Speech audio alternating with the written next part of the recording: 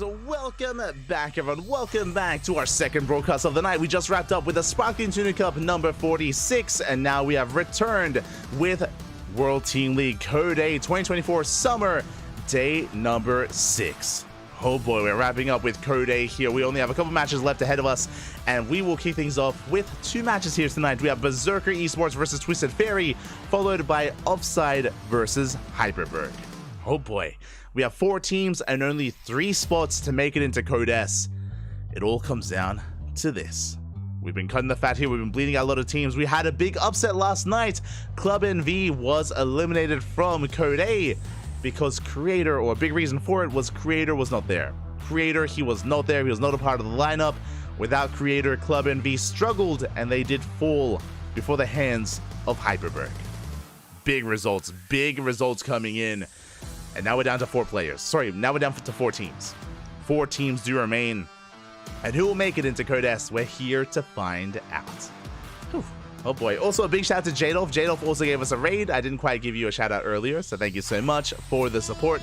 We always do appreciate it as we are getting ready for our first matchup. I believe to be Berserker versus Twisted Fairy.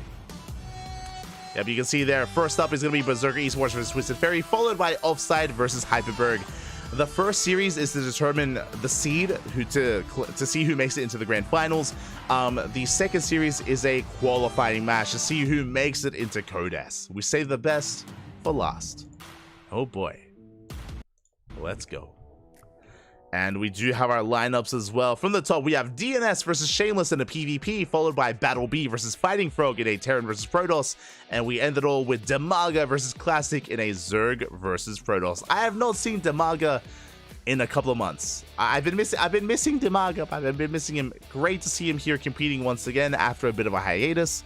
Big fan of Demaga. He also has a good history in WTL, causing some upsets. So this is going to be an interesting one, as here we go. We have our first matchup, a PvP between DNS and Shameless. Game 1 on Amphion. Man, you thought you had enough PvPs earlier in Sparkling Tuna Cup? Nah. We got plenty more. We got plenty more to come. All the PvPs back. All of the Protoss versus Protoss. As we're getting into game number 1, and spawning in the bottom left hand corner of Amphion for Berserker Esports, it is DNS, and in the top left we have Shameless for Twisted Fairy. Whew. Here we go. Now again, these matches are a couple minutes old. For those that are unaware, while we were casting the finals of Sparkling Tuna Cup, WTL started. WTL Code A did begin during the finals of Sparkling Tuna Cup, so we're behind like half an hour. I will do my best to catch up, so in between games and in between series, I will be speeding through the breaks, and I will try to catch up with what is currently occurring live, as we have like half an hour to catch up on. I say half an hour, 40 minutes to catch up on. Just for some transparency, just so you know. Whew. Will do my best. For now though, we are going to be settling into our PvP between DNS and Shameless. As a reminder, Shameless also competed in our tournament, but he was knocked out of Sparkling Tuna Cup by the time he played out this series.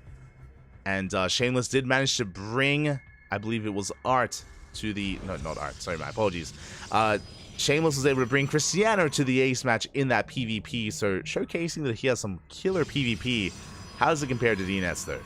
How does it compare?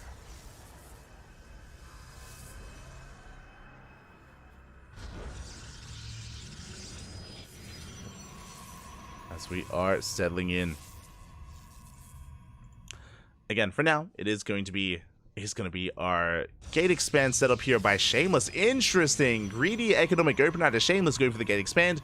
Meanwhile, DNS going for a 2-gate opener, so a standard, more aggressive opener out of DNS. We'll see if he can punish the greed of Shameless. For now, we can see DNS being as annoying as possible. Going to be trying to delay that expansion for as long as he can.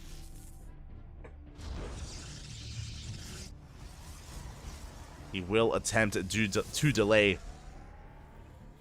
And that does force out a Zealot. That may even force out a Stargate out of Shameless. And there it is. Stargate is thrown down before expansion. With that Stargate, Shameless can get into some Oracle Harass and get into a safety Void Ray if he thinks it's being all-in. But ideally, he still wants to expand. And, oh boy, we force out that Zealot. And DNS is still being so annoying here, delaying that expansion, throwing down another Pylon. gets a second pylon here on the low ground. Will delay even further. Has Shameless, he just wants to expand. Just wants to take his natural. Meanwhile, we can see DNS going for his own Stargate as a response. Interesting. I believe DNS also scattered the Stargate. Yeah, he is fully aware of the Stargate of his opponent, which means DNS, he could go for a Phoenix. As we go for the Cyber block as well. My god, DNS delaying this expansion for so long. The Cyber Core has arrived, is well underway just to delay that expansion even further. The wall is open. Stalkers, they have arrived. DNS just adding so much pressure here. The Cyber Core still underway. Does he let it finish? No shot. Should be looking to cancel. Should be looking to cancel as he drags the attention of the army away out into the open. Oracle has arrived. We allow it to finish. Okay, Cyber Core does complete. And that means that Shameless is still on one base. Meanwhile, DNS expands. Somehow, someway, DNS has the economic lead with that expansion. And the pressure is on Shameless to counterattack. But he runs into Stalkers. Oh, he runs into a pair of Stalkers. Takes a lot of hits on the Oracle. Is forced back. Second Oracle's on the way.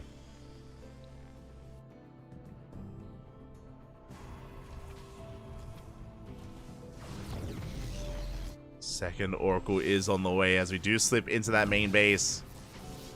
We do see DNS with his own Oracle getting 3 probe kills. Very nicely done. DNS does get some counter damage. Shameless forced to go into a Phoenix. Forced into Phoenixes. His own Oracles still have yet to get any damage at all. And it does feel like DNS is in the driver's seat. DNS is in control of this game so far. Does have a nice lead for himself.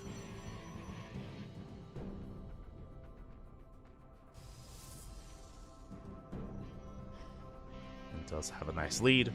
Still has yet to pull the trigger, Shameless, I mean, with his own Oracles. I mean, we are in position. We have 2 Stalkers in the main. We have 2 Stalkers at the natural. We have a Phoenix in between. No shield battery at that natural waste. We finally get some probes. Finally get some damage done. As 3 probes do go down, the Oracles are forced back. And the Phoenix is on the hunt. We are hunting down those Oracles. As it looks like they will clash, they will come across each other. There it is. The Phoenix should be able to hunt at least one of them down. We force a recall, and the Oracle up. It escapes. Oh my god. The Oracle does make it back just in time. Does survive. And from here, as the dust settles, DNS still maintains his worker lead. He's up 4 probes compared to his opponent. 3 to 4 probes. Does have the worker lead. Both players are working towards Blink. Stasis Trap here into the mineral line. Oh, is gonna connect with a handful of probes. And Stalkers as well. Not bad.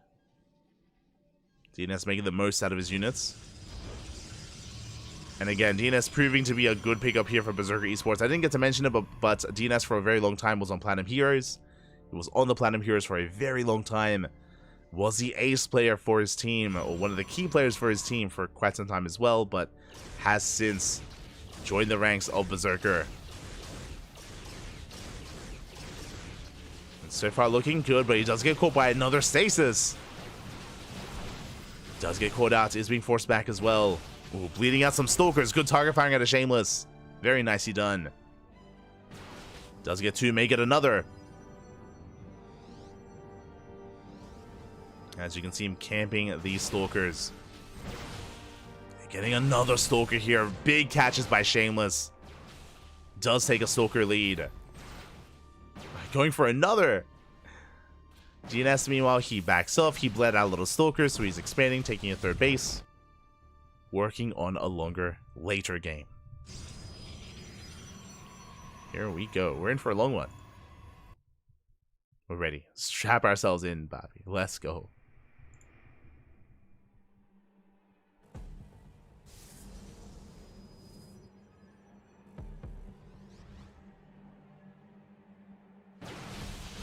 Are going to be ready for this. We can see Shameless once again pushing in. Meanwhile, DNS does have at least the power of the shield battery to help support him. DNS is going to be able to hold on. Shameless is forced the hell out of here.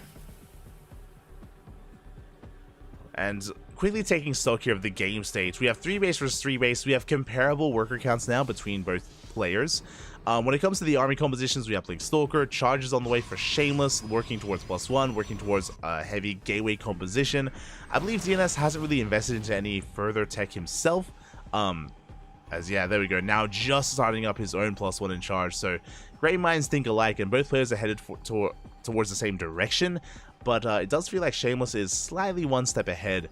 Does have a slight lead when it comes to his upgrades. Has a slight lead when it comes to his own immortal production as well. So despite the chaotic nature of the beginning of the game, despite the economic lead that DNS once had, not there anymore. There's only slightly there. So the game is calming down, and Shameless, he's holding his own.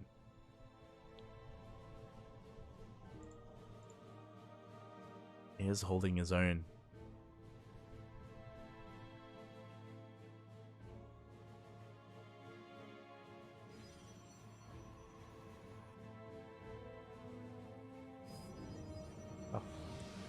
As we're just going to be slowly settling into this, we can see DNS pushing out. Can he deny the 4th base? He's going for it. Going for the 4th. Shameless out of position. Not where he needs to be. The 4th base is going to be targeted down. And we should force a cancel. Good pick off there by DNS. Again, Shameless, he had an army to defend, but he was at his 3rd, not at his 4th base. Not where he needed to be. So very nice pick up by DNS. He does have a big lead with his 4th.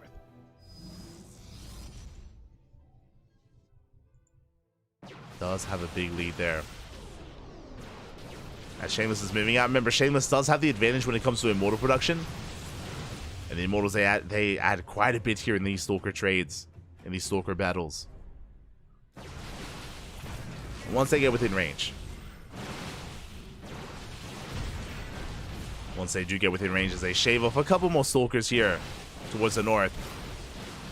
Forcing back DNS. DNS, you can see him dragging the army all the way back home, giving himself time to respond, time to prepare back at home. As Shameless goes for a drop into the main. It does force a recall. Only gets 2 Stalkers. Good recall there out of DNS. As he recalls back home, he does save his workers, pulls back the probes, chases down the prism. And DNS, he surprisingly cleans this up without losing too many workers at all. But can he survive the counterattack? He should be aware that the army's coming. 4 prism is chased down. Does bleed out 2 probes. Considering the big warp in, only losing 2 workers, that's impressive. It's quite impressive there. By Shameless. Oh, sorry, by DNS. Shameless finding a way in, but alas, he's going to be forced back. Dark Shrine on the way for DNS. Let's go. DT's on the horizon.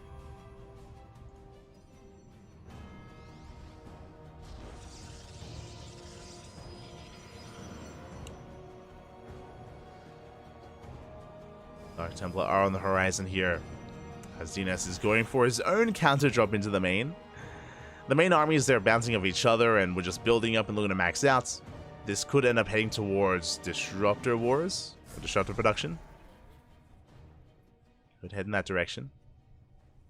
No one has tech there yet, but the option is there, especially with this good of an economy. DNS waiting to pull the trigger. He has the Warp Prism ready to go.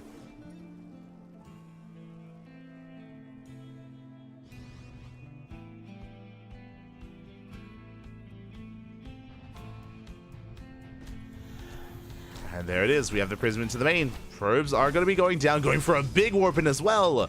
And you can see the main army of DNS postured. He does catch some Stalkers. Very nicely done. The trap was set. Shameless forced to recall into his own main base. Or into his own natural. And the main army goes for the 4th. We have the position. We have our own immortals this time. Shield whatever goes down. Overcharges. Not going to be a part of this. And we zone Shameless away. We have the high ground. We have the better concave. DNS out positioning Shameless, and he gets 17 probe kills. As else, they're still wreaking havoc in the main base. We have control of the 4th. The 4th should go down. We don't care about it. We go for the kill. Went for the kill instead. taking down more Stalkers, more Zealots. Speaking of, Zealots in the main base have finally been cleaned up, but GG gets called. It becomes too much, and DNS snowballs out of control, taking game number 1. Ooh, GG. GG, very well played there, very well executed by DNS, able to come in swinging here, and yeah, honestly, he was looking quite dominant throughout most of this. Like, he was able to take an economic lead early on, was able to keep up with his opponent. Shameless had his own moments himself, but in general, DNS was able to kind of force Shameless to play to the beat of his own drum. Like when it came to dragging the army out of position, recalling back home, in general, sniping the fourth base the first time, of course, sniping it the second time as well. Just really good movements, really good map awareness and map positioning from DNS. GG. GG, well played. Very well done there. As we're getting ready for game number 2, and game number 2 is going to be on... Interesting. Game number 2 is going to be on Oceanborn. As a reminder, the way this format works is that it is loser's pick. So it is going to be Shameless's map of choice. And spawning in the top left-hand corner, we have DNS for Berserker. And in the bottom right, we have Shameless for Twisted Fairy. Here we go. Our PvP does continue. As a reminder, this is a best of 2. Not a best of 3 or a best of 5. It is a best of 2, and there's a little bit less kind of pressure on this series as well, just because both Berserker and Twisted Fairy, they've already qualified for Code S. They've already made it in. This is just for additional prize money for better seeding as well, better placements. There is still something on the line, but for the most part, like, the pressure of even qualifying for Code S is off their shoulders. They're feeling pretty good. Like, win or lose, like, they're feeling pretty happy. Be content overall. As we are settling in to said PvP, is going to be double gas openers. Double gas into 2 gates here from both DNS and Shameless. Winding it back, remember, Shameless did go for a gate expand in game number 1, and he was punished so hard, right? Like, I glossed over it in the summary, but DNS, he was able to delay the expansion for so long. He got, what, like 3 pylons down. He finished his cyber core. He got his stalkers across the map. He was able to chip away at the oracle. The oracles didn't do any damage. It was crazy how much DNS delayed his opponent. And Shameless, he's had enough. He's had enough being on the receiving end. We're going for a proxy.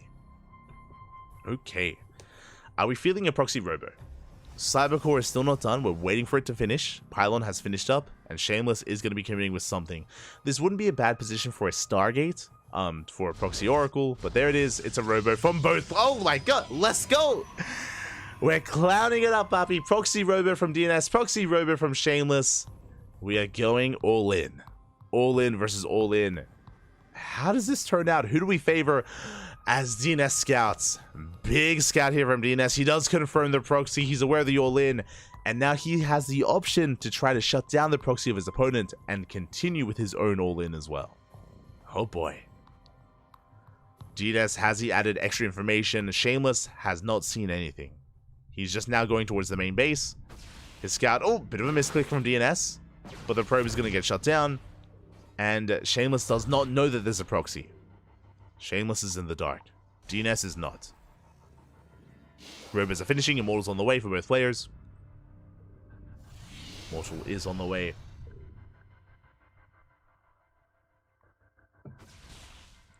And you can see the Stalkers immediately. They do head towards that pylon. Shameless going to be able to fight for it. Going to try and preserve it with his own units. Does try to bounce back. Meanwhile, we do send out a second probe. Sorry, another probe. That's going to be to throw down another pylon if need be, to keep everything powered. The Immortal has arrived. DNS lying in wait, hoping to catch out a free unit. Doesn't quite catch the Immortal like he would have wanted to. Not quite. We can see Shameless rallying back home. And DNS, do we go for the main base of Shameless or do we go for the proxy? What do we go for? War Prism's on the way. You can see DNS pulling back. A little bit tentative. Prism has arrived for both players. And again, that robo is still vulnerable. He can still go for it. He could. Back at home, that's going to be a third gateway. We have sentries, we have force fields. Shameless, he's ready back at home. Again, still just a really tense moment as DNS is going for a Stargate. Okay. Interesting. We're staying on one base. We're going for the Stargate. Observers on the way for Shameless. Can help. Can give him a lot of vision. A lot of scouting.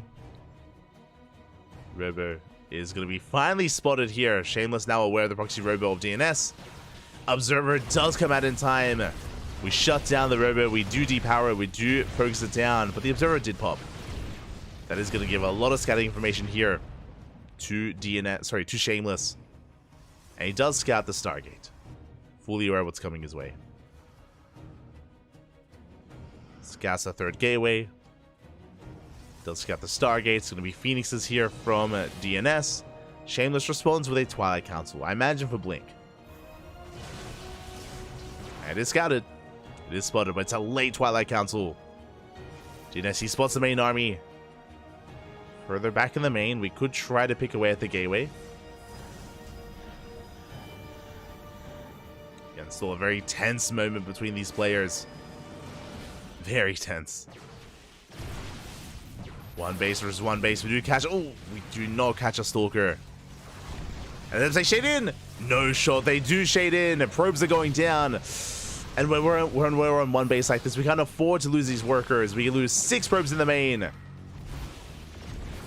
Adept does make it out alive. The pickups there by DNS. At the same time, chipping away at that gateway. I believe the Phoenix has arrived.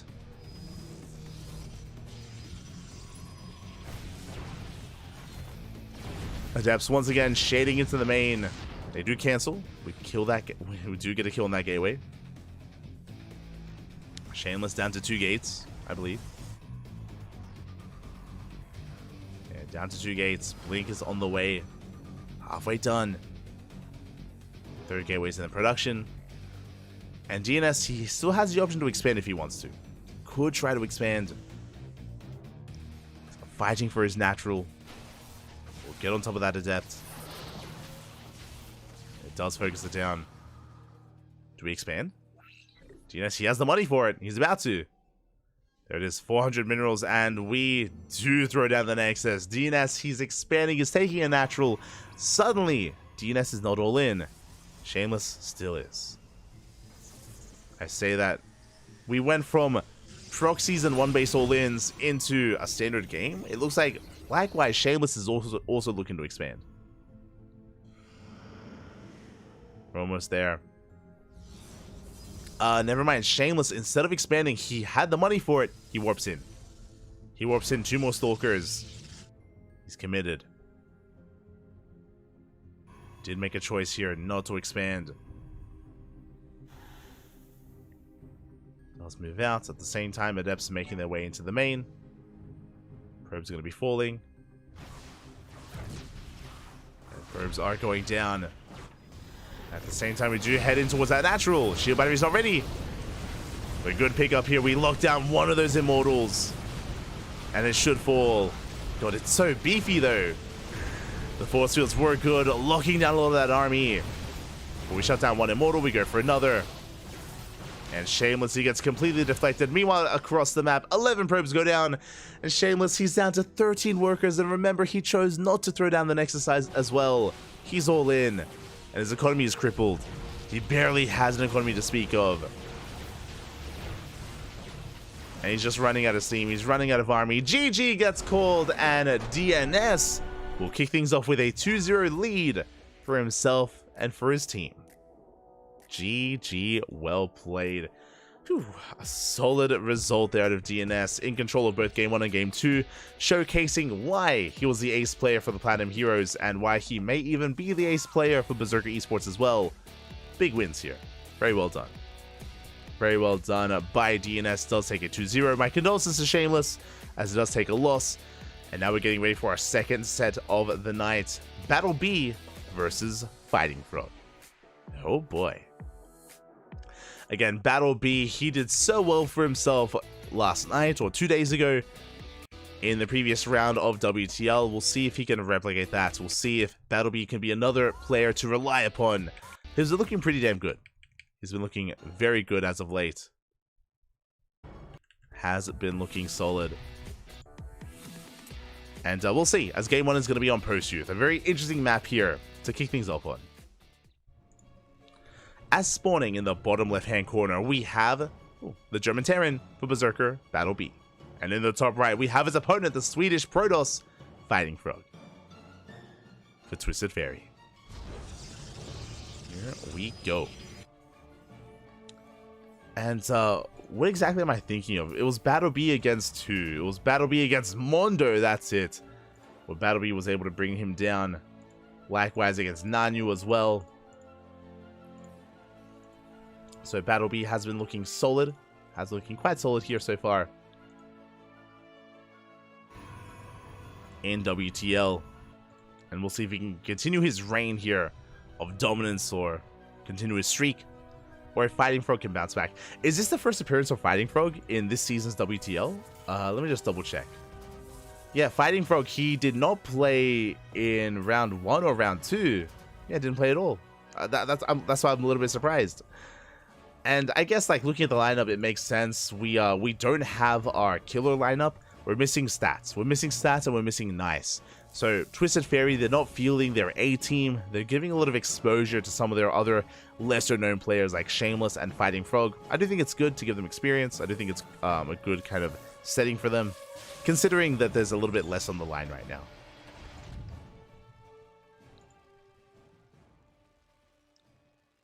So I do appreciate that.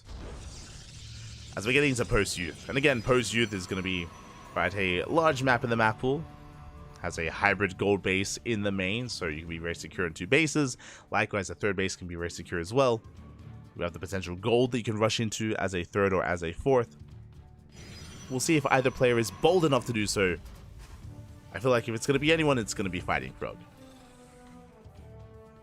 We shall see. As for now, it is going to be a double gas opener from Battle B, going for a rack center factory, a delayed command center from our Terran player. Odd choice, I'll be honest. Considering how safe it is to expand and be greedy, I'm a little bit surprised that Battle B did not go racks expand. Instead, he went for a much more aggressive opener, so yeah, I'm a little bit surprised by that. So it does mean that Battle B is going to be a little bit less efficient or less economic. And he's going into not Reaper Hellion, but he's going into Cyclone production. Interesting. A very safe way to play. With this Cyclone, we're safe against proxies, we're safe against Stargate openers, Oracles, Phoenixes, any earlier aggression. It's a really secure setup here from Battle B. Getting into his starport. Meanwhile, we have our tech of choice. It's not going to be a Stargate from Fighting Frog, it's going to be a Twilight Council. Okay. We have that Twilight Council from Fighting Frog. Should be for Blink Stalkers. Reaper gets shut down, but the Reaper does scout the tech, so a big moment there for Battle B. Does confirm the tech. He's fully aware of Blink. The question becomes, how many gateways, how aggressive or how economic is this Blink opener going to be? Could be 2-gate Blink, 3-gate Blink, or 4-gate Blink Stalkers. Each one is, well, you have some that are more economic than others, some that are more aggressive than others. Instead, as this Cyclone is on a bit of a trip, we do waddle across the map, pulling back. Oh, and we spoke about the double gas opener here from Battle B. We spoke about the delayed command center, and what was it all for? It was for a safety Cyclone first into Cloak Banshees and early tank production. Okay, so really early tank production, Banshees are on the way. This could be for a 2-base all-in. We have seen Banshee tank-based 2-base all-ins quite a bit in the past. We've seen it from Nickrat, we've seen it from Honmono.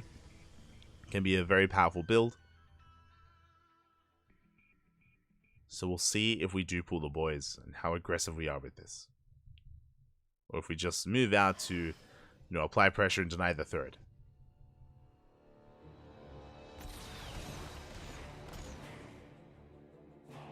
Stalkers have arrived.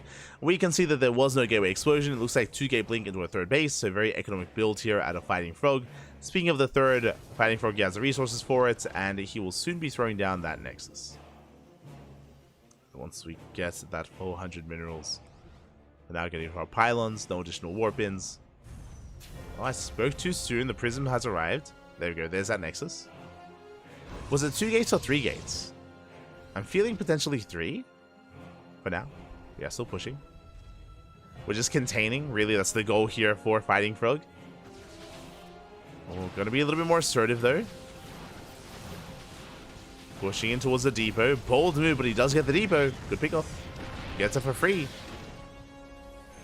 Oh, the Banshee reveals itself as well. Uh-oh. And it was 3-gate blink. Okay. Yeah. Like, because we were being assertive, it did look like 3-gate blink Stalkers. This is kind of a middle ground build for Fighting Frog. It's a way to still take a third base and expand, but also have enough gateways to be assertive, to warp it across the map, and to even threaten the bases a little bit. We can see that Fighting Frog has delayed warp-ins. He did skip warp-ins intentionally, and now he's able to... Because he skipped warp-ins, he's taking up into a Forge, Temple Archives, Bay, Charge, 4 more gates as well. That's a pretty busy production tab for Fighting Frog.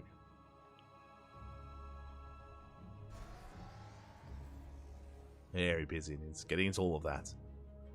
Meanwhile, the Banshees have been revealed, and they have not done any damage.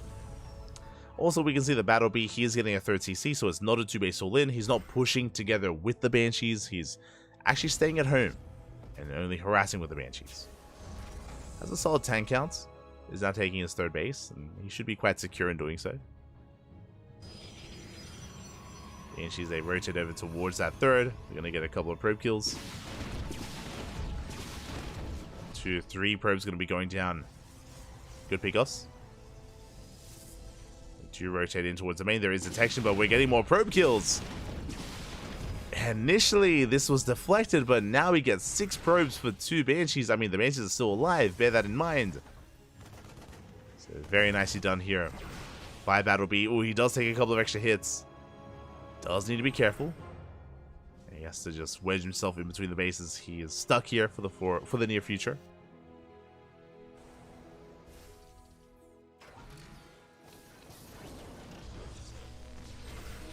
Oh, as he tries to go back in. Oh, but he takes a lot of hits. These Banshees getting lower and lower. That'll be a little bit too greedy there. A little bit too ambitious. Behind this, we're building up our tank and bio army. Storm is on the way, so we're not going for Colossi yet or Disruptor. Oh, no, the Bay is done. My apologies. We're just going for everything. We have Storm and Extendable Lands being resourced at the same time. Again, talking earlier about how greedy Fighting Frog was, and yeah, he's just taking up quite heavily here. 2nd Forge for double upgrades. We have been warping in at least a little bit. We haven't been neglecting our our warp-ins completely, thankfully. We have some High Templar gathering energy. We have some Zealots. First Colossus is on the way. 4th base is being taken. And again, because of how large this map is, it's just so difficult to really be too assertive without just doubling down. And Fighting Frog is feeling pretty safe.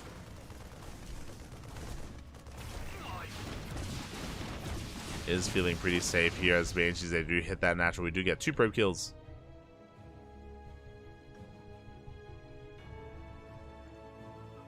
Do manage to get 2 more workers. We're pulling back. That'll be still just trying to posture out on the map.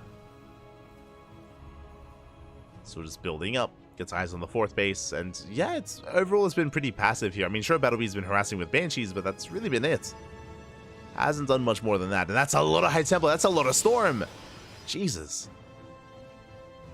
What is that? 5? 6 High Templar. That's a lot of Storm we're working with. Fighting Frog is pushing out. He can threaten even whatever he wants. The Bio Army, the Mineral Lines. Zell drop into the main is denied. Good positioning out of Battle Bee. Does earn their way. Soaks are coming in. At the same time, Banshees, they do hit that cannon. Ooh. Good defense here by Fighting Frog. The cannon shuts them down. An overstep from Battle B. Can we get a ghost? He wants one. He does. Does snipe a ghost. Good pick off. Shows EMP. Oh my god, juicy EMP on the High Templar. Very nicely done, but we still have storms available. It was a good start. You see the storm leading the charge. Oh, going for the feedback. See Battle B getting feedbacked once again. He has one more ghost in the back line. Good splits out of Battle B. Avoids most of the storm. Is pushing forward. Fighting for you backs off. Doesn't like what he sees. Is forced to retreat.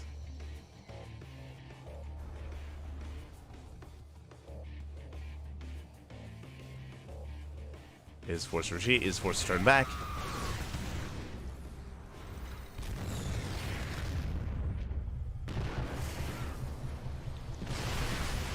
We do get eyes on Fighting Frog. This time a big storm on the ghosts. Not bad. Big tank shot's going to be going off as well on the main army. Do try to poke in, but we are zoned away. Again, the tank positioning is a little bit too strong alongside the SimCity, alongside the bunkers. Fighting Frog will retreat. He had 6 High Templar, he's down to 4. And I think it looks like he has 2 storms available. Just the 2. Ooh, big, oh my, the juiciest EMP on specifically the High Templar. Very nicely done. There is now a 5th High Templar that has joined the fray, which does have, it is full of energy. Bear that in mind. So we do have a storm. We have 2. Once again, EMP does connect. Battle B, just very nice unit control overall. It's not like he's been like blanketing EMPs as well. He's been very precise with them, very intentional. And every time it lands its mark.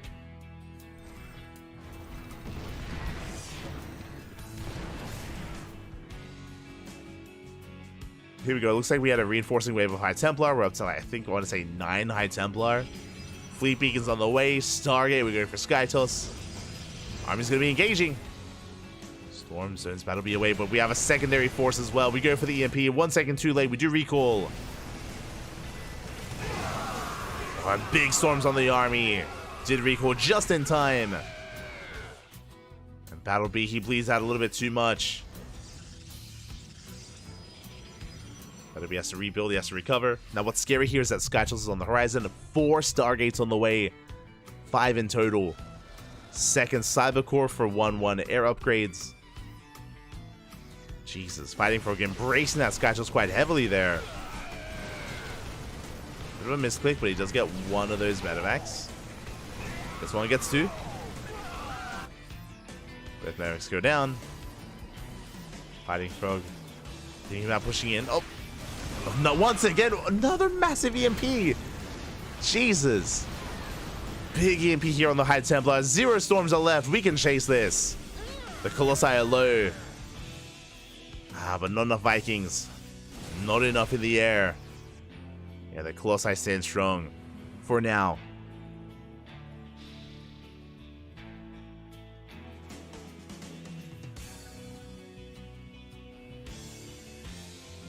Looks like they do stand strong.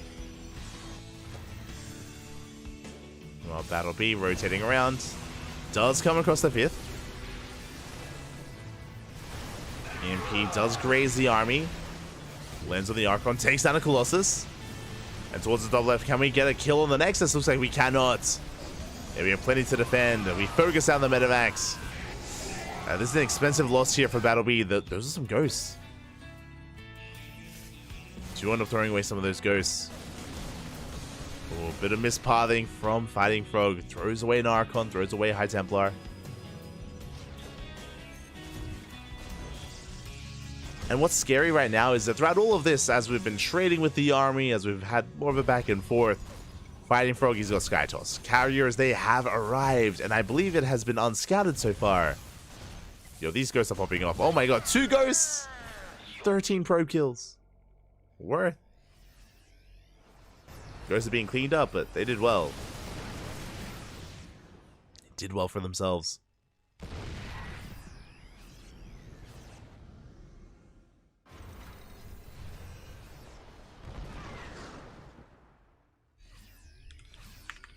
Cast is live. Games are 30 minutes old.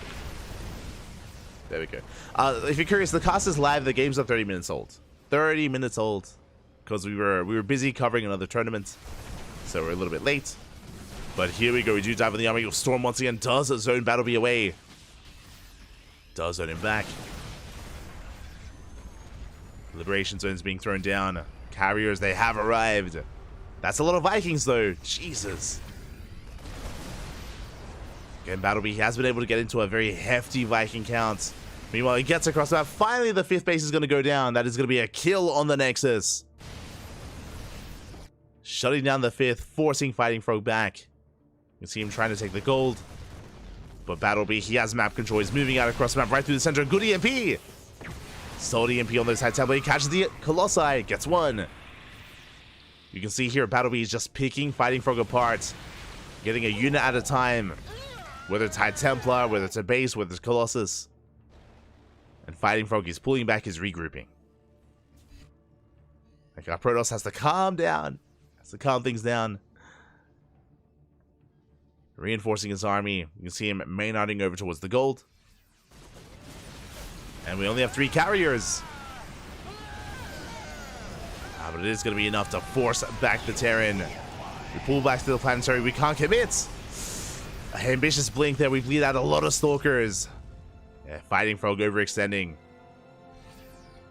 Behind this is building up more carriers. Meanwhile, we're making 4 Vikings at a time.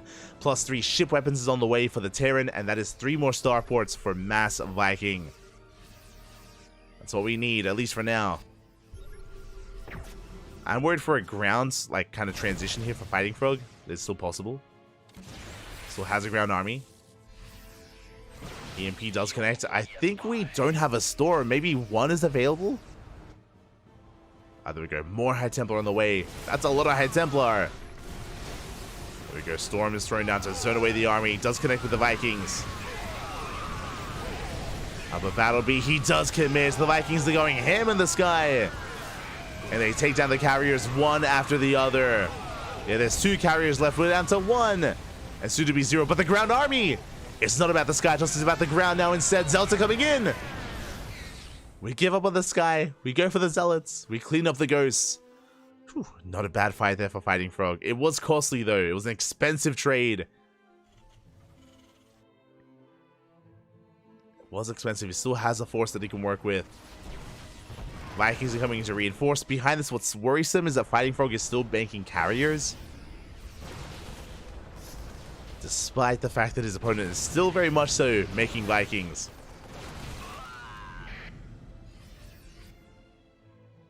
I would have appreciated a full-on like ground switch here, but yeah, we're still making carriers back at home 5 at a time. I'm not convinced, but we'll see if it can work out. I mean, at least he reset the ghost count, right? So the ghosts have to be rebuilt for the EMPs, Vikings as well. It was a bit of a reset for the Terran. But look at all those Vikings already. Remember, he's got like 5 starports with reactors. Like, remaxing on Vikings is not going to be difficult for Battlebee.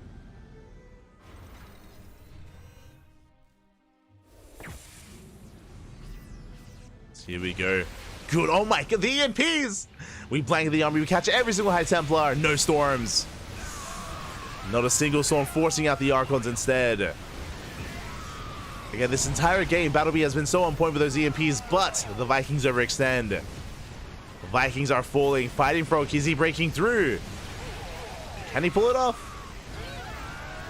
Oh, Archons are going down. Vikings are coming in to reinforce. Fighting Frog, he does overextend for a moment. But he turns back around, and he should be able to clean up every single Viking here. Not without losing another carrier. Does bleed another carrier. Now, what's a little bit scary here is that he lost all of his Archons. In this last fight, he lost every single Archon. Most of his High Templar. Even though the carrier count is okay for Fighting Frog, he's lost so much of his supportive army.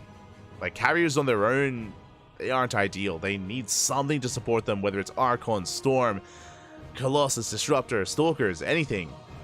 We are rebuilding here with the Gateway Army, because we can quite quickly. Going for some fast warp-ins.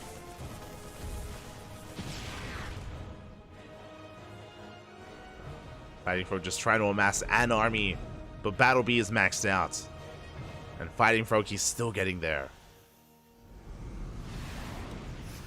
He's still getting there, trying to take another base. Remember, his 5th was killed earlier. The gold has been sustaining him. Even though we have a low probe counting for Fighting Frog, the gold base does make up for it, but the gold will eventually mine out. We do need another expansion.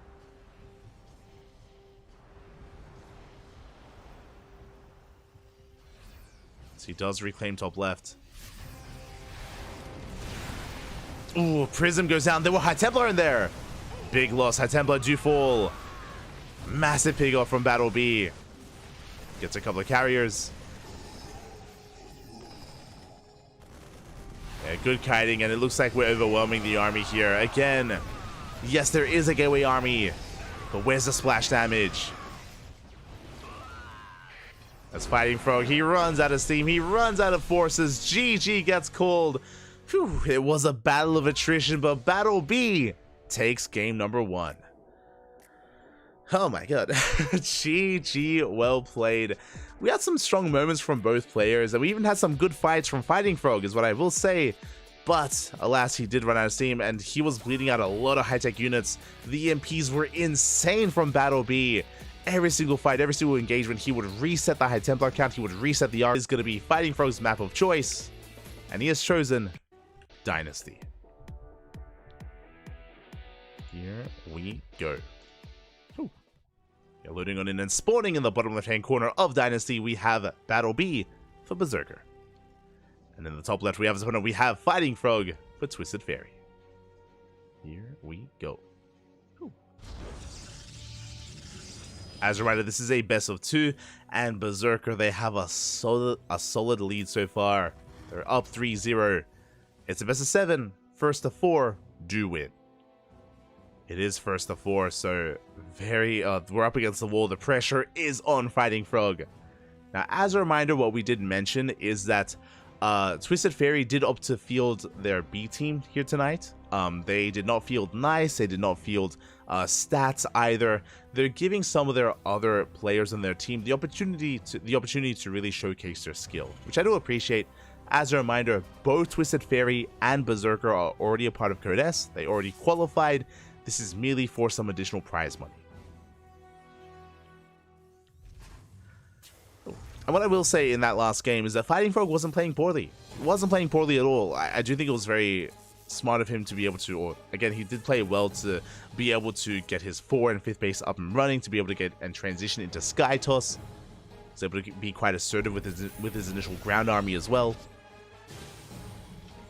What I will say, though, maybe his biggest issue there was his lapse of foresight when it comes to dealing with EMPs. We saw some brutal EMPs in that previous game. As, oh my god, we're going for the gold on the other side. We can talk about the engagements and the EMPs next time, because we're rushing into the gold base here on Dynasty on the other side. If you're curious why you would want to do this, because if you take the gold on the other side, on the more exposed side, that does give you access to a rich Vestian gas geyser. There's a rich gas geyser there. It does give you quite a boost, especially a Protoss player. Gas is that much more important early on to Protoss, that much more impactful compared to some of the other races. So this is a very risky maneuver here from Fighting Frog. We'll see if he can get away with it. We'll see if he can get away with it here. As Battle Bee is going for his own gold. Was a double gas opener. So Rax into factory into expand. He checks the gold, doesn't see it. Uh-oh. Battle Bee, he's in the dark. He does not see the expansion. Going for the sentry. He can't win this fight, by the way. Yeah, he is forced back.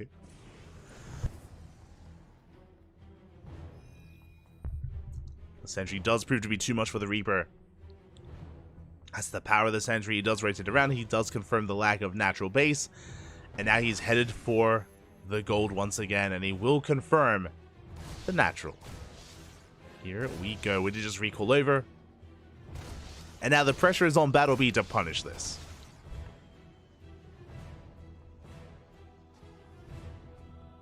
The pressure is on.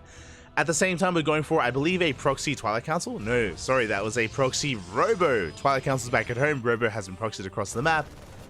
Fighting Frog. Are we planning for an all-in? Are we planning for a charge-based all-in? I mean, the reason why I say charge is because we're mining through the minerals and we have not started the gas geyser. There it is, charge is on the way. No, my apologies, we canceled charge, we start up blink instead. So Fighting Frog, a little bit of 2 mines. Is of 2 mines there, going for a gateway explosion.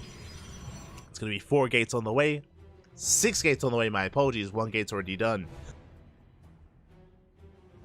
And this is a 2-base all-in. This is a 2-base all-in out of Fighting Frog. It's all or nothing for him.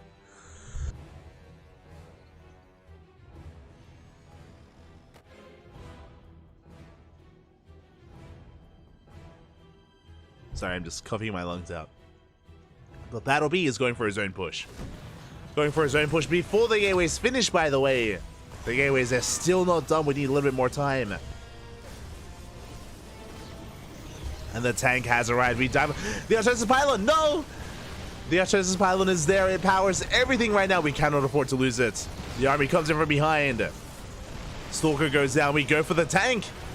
We try to focus it down. It looks like the tank will fall. Fighting Frog, he holds. Whew, he does hold on. I can imagine if the tank was within range of the pylon, it could have been a different game. Meanwhile, Liberator wreaking havoc here at the gold, denying any kind of mining. Keeping Fighting Frog contained to a 1-base economy. As the drop comes back in. I'm hoping that he's aware that, yeah, Fighting Frog, he's just lacking gas. Going for a slow little warp in. So, because they do catch that lib. As the drop heads towards the gold as well.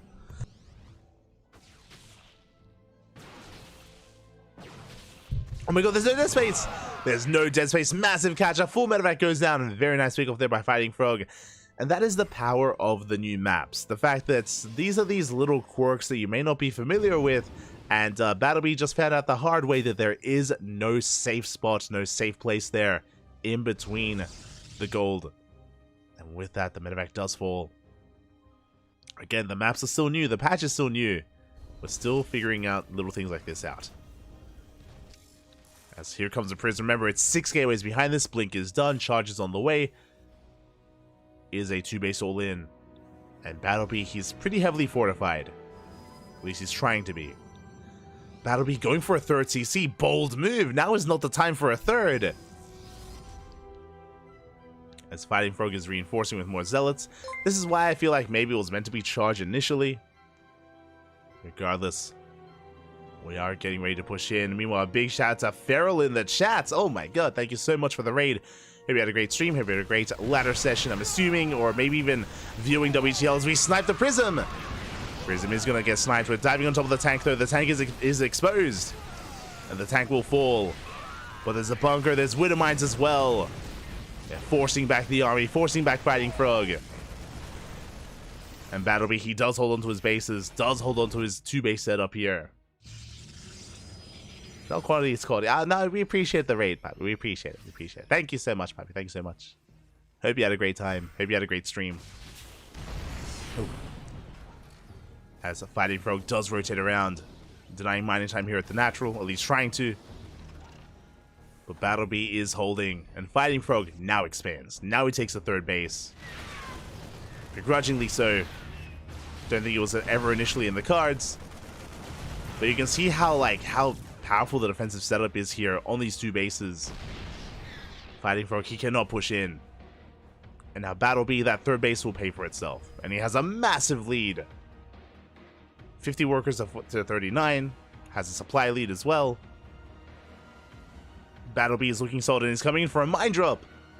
He's going for the gold. Do we react in time? We do. Whew, we do pull away. I'm loving the unburrowing here from Battlebee. Does delay even more mining time. Mine shots are going off. We have 2 mines left. You can see Fighting Frog trying to hunt down that medevac. Good dodge here on that mine shot. The medevac will bob and weave will get out of there. Oh. So once again, the mine is avoided. So again, good control with his Blink Stalkers. Very nicely done. The problem here is the main army.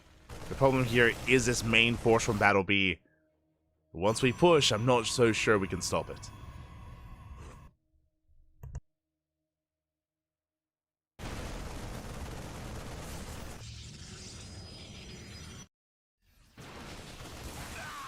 I'm not so sure. WTL stream? Ah, I see. Yeah, we're a little bit behind when it comes to our WTL coverage, just because we were hosting Sparkling Tuna Cup. We were hosting our weekly tournament, so it did delay our WTL coverage. So we're catching up, trying to catch up with WTL. We're like behind like 25 or 30 minutes. I think like 30 minutes or something. We are catching up there. As here we go, Battle B, he does rock up across the map, it does set up his mines! Yeah, big mine shots going off here on the Zealots. And they just melt. We do pull back, we do have a shield battery, we do have an overcharge. We can hold. The kiting is good, but it looks like Fighting Frog does force back the army. He will hold for now. Behind this, Battle B getting a fourth. Fourth CC's on the way. Knocking down these rocks, waiting for reinforcements. Battle B did trade well, but alas, did not have enough to overwhelm. Yeah, no spoilers in the chat. No spoilers in the chat. Nunge, papi, nunge. As Fighting Frog is going for Storm behind this. Working towards the splash damage. Oh, but he's out of position. No shield battery, no overcharge, no army. We go for the kill. We go for a recall. A bold recall, the army lying in wait. We step on forward. GG gets called as we clean up the army, and Battle B will take the 2-0 win here, securing the victory for Berserker Esports. GG.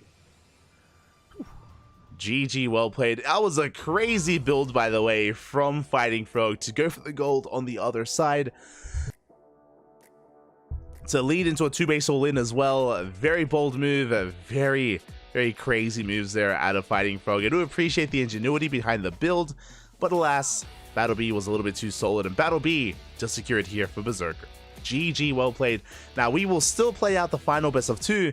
We will still play out Dimaga versus Classic. The ZVP is still going to be upon us. Of course, Berserker have already won the series, but this is going to be a way for Classic to bounce back for his team. Again, Classic, he is the ace player of Twisted Fairy. He's one of the best Protoss in the world and in Korea. So, yeah, he has like a good opportunity here to put some points on the board and to redeem himself and redeem his team in some way. Meanwhile, best of luck to Dimaga. We have seen Dimaga take it to some of these big names in the past, and I said before, I thought that Dimaga may have retired. Like, I haven't seen Dimaga in a couple of months. I'm happy to see him. I'm happy to see Dimaga once again. And here we go, we're diving into game number 1, and spawning in the bottom left hand corner we have Dimaga for Berserker Esports, and in the top right we have Classic for Twisted Fairy. Here we go. Grand Finals, yes, Berserker Esports, they have secured their spot in the Grand Finals of Code A. They have made it that far at least, but the series is still not over. We still have our final best of 2 of this matchup. Here we go. Now, again, I haven't casted Dimaga in a couple of months. I miss him dearly. You know, he was a very active player, especially last year. Very active in online tournaments, very active in WTL. Big fan of Papa Dimaga. And I'm excited to see him again. Now, the way that Dimaga would often play out his ZVP is every game, it's the same thing. Every game, he would drone up to 3-base saturation, and he would just max out and just all in on 3 bases with Ling Bane Roach Ravager. And I remember last season WTL, he would give some of the top tier Protoss players a hard time. You could make an argument that Dimaga had like the best 3-base all-ins in the world. Like the execution, like the practice that would go into it, the just iterations that he would have as well. It was impressive, and yeah, he would catch like some of these big Koreans. I'm talking about Hero, I'm talking about Classic as well. He would often at times catch them with their pants down. The problem is that, again, Dimaga would be a little bit samey with his playstyle, but like even if you saw it coming, he would still catch you off guard. It was impressive. Was impressive. He will never retire. I hope so. I hope so. Stay with us, Papa. Stay with us. Papa Demago. Oh.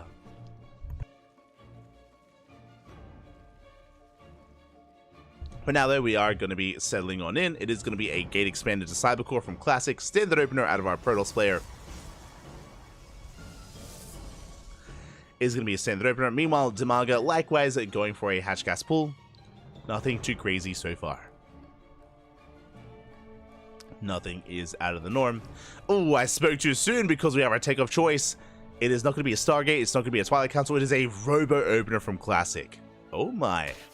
Classic looking to spice things up here. Now with a Robo-based opener, this could be a couple of different things. This could be for 2 more gateways and a Warp Prism to be aggressive early on with gateway units. Could lead into a 2-base all-in with Immortals and Sentries. Very Soul Train-esque. This could be for a Disruptor drop, which would be more sane. A much more standard build here would be a Bay with a Warp Prism to get into Disruptors and Warp Prism speed. I'm curious. I'm curious if this is a Disruptor drop or something a little bit more spicy. Keep our eyes on Classic. As the Robo is now finishing. Prism should be on the way. Yep, there's a Warp Prism. We have the Pylon position and... So we have the Probe in position and we're throwing down another gateway. Okay. And that's going to be a 3rd gateway. So it's going to be 3 gateways alongside this Robo. This should be for some initial vanilla gateway harass. Usually Adepts, but also could be Blink Stalkers. Ooh, we throw down a 4th gateway. Okay, I was not expecting that. We're doubling down, getting up to 4 gateways. This, oh, it's 2-base all-in. Never mind. We're going for a 2-base all-in. It's going to be 7 gates in total. Can we go up to 8? Oh my god. And it's going to be a Soul Train. Yep. Sentries, Immortals, anything and everything. Before that does occur, Lings, they do arrive. They do apply pressure at the natural base. The Adept is going to be going down, but we do wall off just in time. The wall off does complete. The gateways are not done. Warp Gate's still not done either. Demago, can he break through? The gateway's under fire. Classic desperately trying to re-wall. And he has the 1 Stalker to defend. Warp Gate does finish, but the gateway goes down. We don't have a warp in. We do not have a warp in. We don't have any more units, but the Immortal does arrive just in time. And at least Classic, or at least Demago, force all this chaos. Force this inefficient wall, additional gateways. The scary thing, though, is that Classic is still 2-base all in, and he doesn't lose any probes. No probes have gone down. The Immortal is revealed. Now Demago knows. And we need roaches. We need lings, roaches, banelings, anything and everything here back at home. We should be seeing sentries alongside this, but no, we're going for a slow lot all in. Oh my god. Very old school. Like, this slow lot all in was very popular. When was it? Like 2020? I think Haas started this build. I remember it was either 2020 or 2021.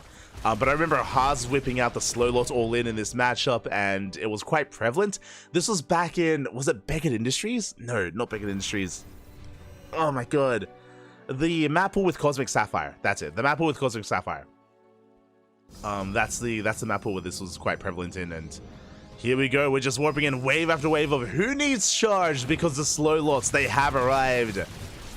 And they're just mowing their way through. Sure, they may not be fast, but they'll get where they're going. They will get there in the end. They're collapsing here on top of the queens, on top of the roaches. No banelings to defend, by the way. No sack defense either. And it looks like Classic is snowballing out of control. The slow lots, they're too quick, Papi. They're too quick. They mow their way through the defensive line, and there's nothing left. As Classic is snowballing out of control, and there's just nothing to stop him. GG gets called, and Classic will take game number 1. GG. GG, well played. Classic does take a very fast game 1 there. With the 2-base all-in, does come out on top, and does put a point on the board for himself and for his team. GG, well played. Again, this is a Haas build. It was quite popular, again, during the COVID era of StarCraft back in 2020, 2021. That's when it first did hit the field. And I remember distinctly casting a lot of games like this on Cosmic Sapphire. I was trying to remember the name of the map. Those are dark times. Those are some very dark times. That was back when Protoss realized that you don't need charge, Pop. You don't need it. If you're curious about how to defend against something like that, then you are heavily reliant on static defense. Banelings as well can be quite key because of how reliant you are with all these zealots. But you do need to have quite a strong reaction to it. And you need to get eyes and recognize it quite early on as well. Oh, I remember casting that during Aids and Champs. Oh, sorry, during packs. But here we go. We're getting into game number 2, and spawning in the top left-hand corner of Ghost River, we have Demaga. In the top right, we have Classic. But I remember casting that during PAX Australia. I think that was in 2021. Pez versus Chappie. It's a little bit of a story. If you are unfamiliar with the Australian scene, Pez is a Protoss player, Chappie is a Zerg.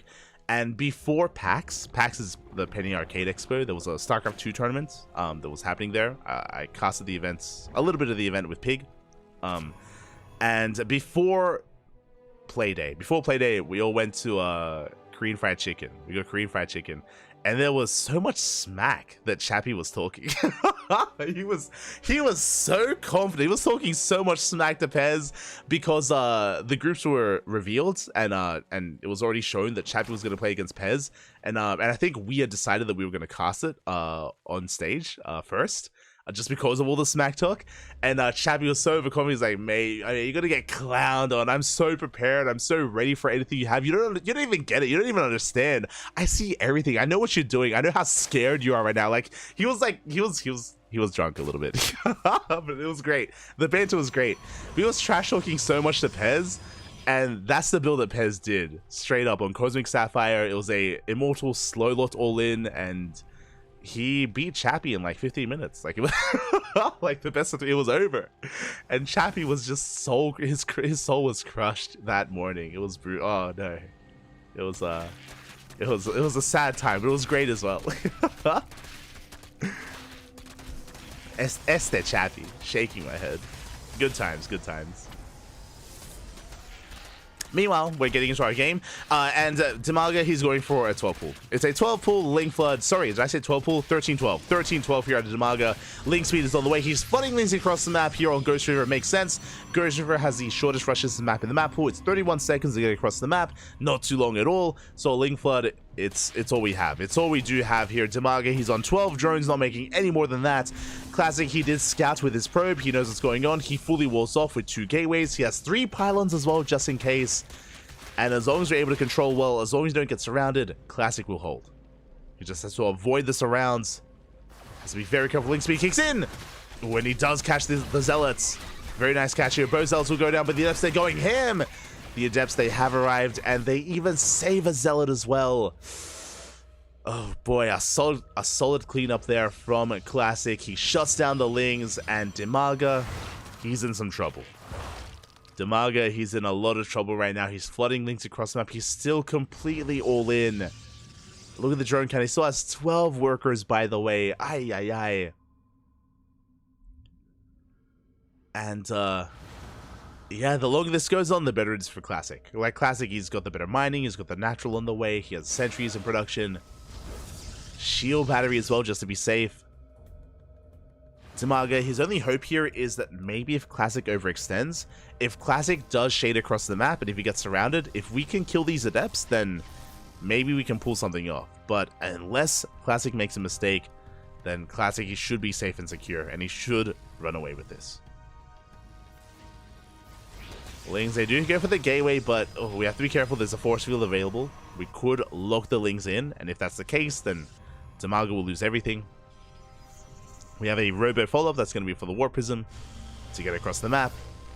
Warp Gate is done. Gateways are getting up and running. And you can see how confident Classic is. Just chasing this back. Lings, they try to collapse here, but we have force fields.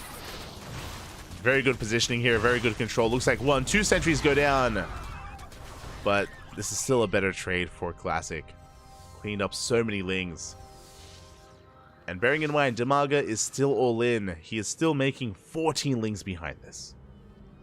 Oh boy. Still has 14 Lings on the horizon here. As we are rallying everything across the map.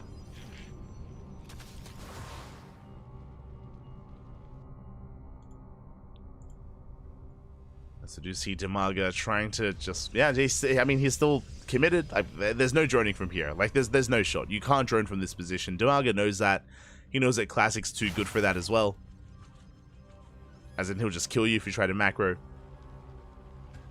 from an all-in. And again, you can see that Demaga is trying to bait out the army, hoping to lure out his opponent. He's like, oh yeah, I'm droning. Don't worry about it. It's fine. But here comes a hallucination.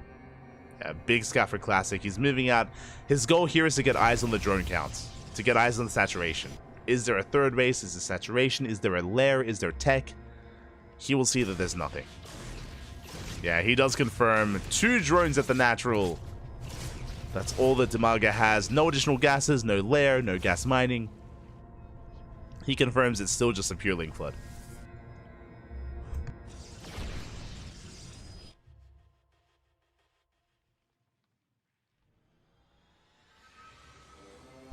He does confirm. We have a gateway explosion behind this. Classic going for his own 2-base all-in.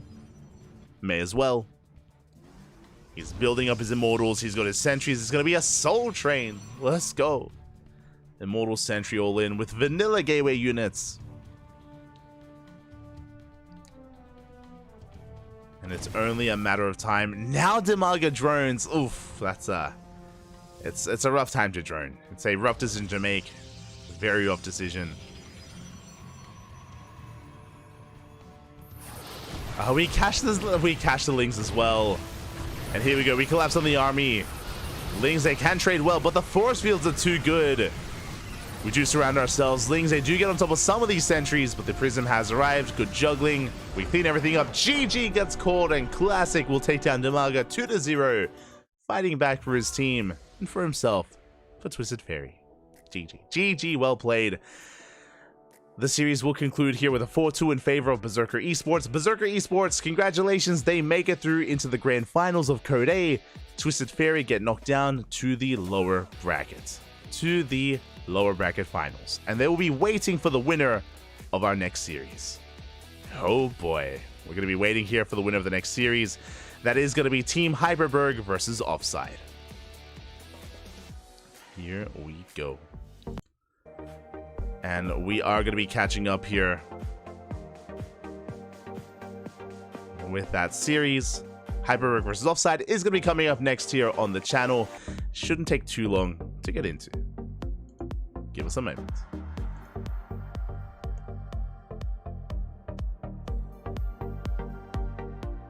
He might be competing in EPT Spring, so I don't know if Jimmy was available here.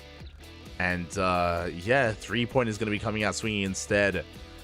Oh boy, this could go either way. I'm nervous, Papi. I'm nervous. Now, when it comes to Euthermal, he's a wild card. He's a random player. He's currently a random player. He has been competing as random for the past year, I want to say. Does no longer compete as Terran. He's focusing more on his content, on his YouTube channel, on making some really fun content, to be fair. But he's no longer a pro player. But his Terran matchup is still killer. It's still very much so able to keep up with some of the pros out there. So it's going to come down to what we roll. What are we playing against? Do we roll a Zerg, Protoss, or Terran against Honmono? We're about to find out. In the top left-hand corner, we have the YouTube man himself, rolling Terran. It is Euthermal for Offside. And in the bottom left, we have Honmono for Hyperberg. Let's go. We have our answer. Euthermal, he rolls a random and he rolls his main race. So far, so good. Does roll his main race. Now, what I will say is that Honmono, his best matchup is TVP. Honmono, he's strongest against Protoss, but he has some damn good TVT as well. So we saw that last night. We casted Honmono versus Quanta, and Honmono was able to take the 2-0. Meanwhile, Euthermal going for 2-Rax Reaper. Bold move. So 2-Rax Reaper out of Euthermal. Because the Rax is at home, this would do well against a proxy 2-Rax of Honmono. Alas, that's not the case. Honmono is going for a double gas opener. Honmono is going for a Rax into factory into earlier Hellion production. Very safe way to open up, and is going to be ideal against what Euthermal's going for.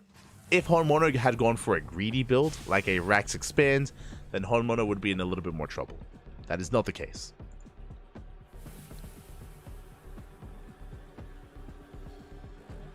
I think this could be the decider for this tie. It could be. Like this is going to be a close one. Again, it's just so hard to judge the skill level of Euthermal. Like even with his Terran, like he's still GM, don't get me wrong, but it's hard to judge like where Euthermal's Terran is compared to some of these other pro players out there. So we'll see. I still want to give the edge to Honmono, regardless of race. I feel like if Euthermal were to beat Honmono, it would have to be with cheese. To be honest, it'd have to be with like some kind of weird cheese that catches Honmono off guard, and some kind of weird all-in. But we'll see. I mean, for now, it is 2x Reaper. The Reapers are amassing for Euthermal, is moving out. Factory is done. We're not going for the Hellion. We're going for a Cyclone. CC on the high ground as well. Very safe play out of Honmono. And we'll see if Euthermal can catch any stray units. No command center on the low ground. Oh, shot goes off on the SCV. Oh, brutal moment there. Euthermal bleeds out a Reaper already. He gets shut down. And Honmono is perfectly safe and sound. So what just happened there was, as Euthermal poked up the ramp, his first shot landed on the SCV, not on the Reaper. So Honmono shot first, basically. Honmono shot first, shut his opponent down. With that, Honmono safe and sound, and he should be able to expand.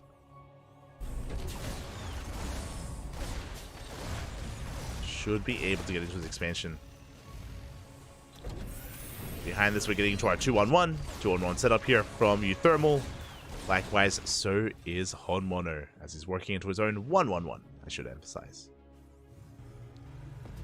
Now, at least Euthermal's able to get his CC on location. That is a bit of a bonus, as he's catching up with his own command center timing. And the game is going to settle down.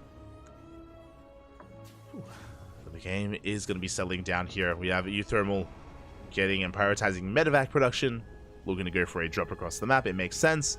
The opener of Euthermal was less than ideal, so the pressure is on Euthermal to get damage done. So the drop play is a way to make that a reality.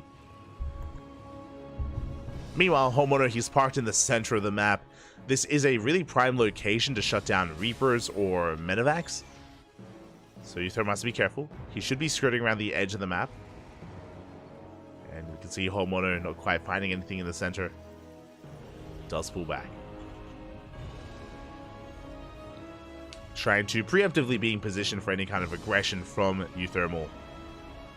As Honmono, he fans out his units. He's trying to look for where exactly Euthermal is. Does come across a Hellion. Good pickup. The army is spotted, which means Euthermal should know that he has a clear passage on the left-hand side for his drop, if he does decide to move out. The problem here is that Honmono is the one pushing. Yeah, Euthermal, he has to stay back at home. He cannot drop.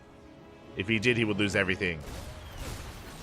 Honmono, he is a little bit too excited there. Does throw away his Reapers. Boys are being pulled. Boys are being pulled. Auto turret gets thrown down. We do bleed out 4 SCVs for 1 Cyclone. Not a bad trade for Honmono. But again, Honmono, he did go in a little bit too soon with his Reapers. So they were not a part of the fight, unfortunately.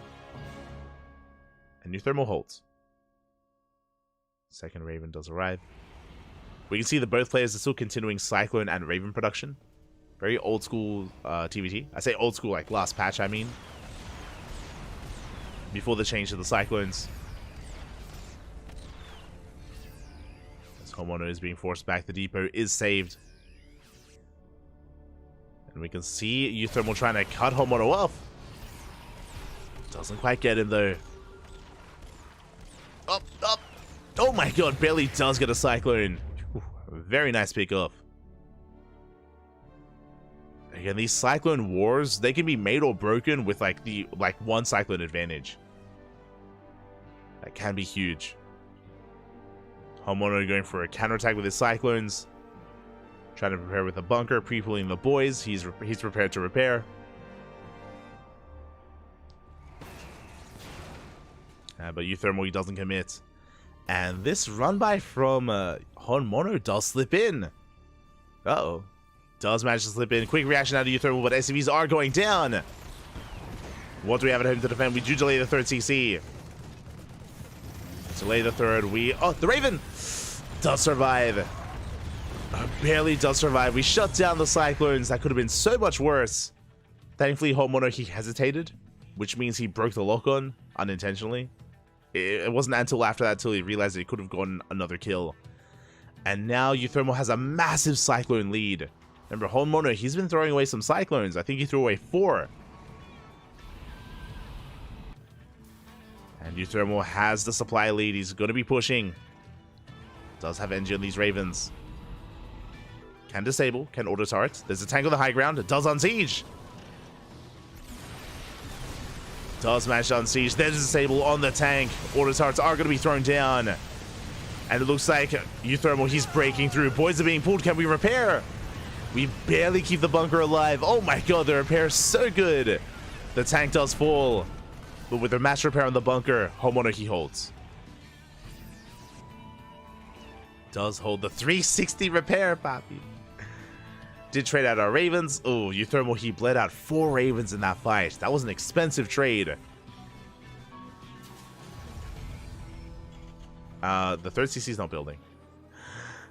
Finally, I think we're restarting it, but that third CC has been left idle for quite some time. It's still idle.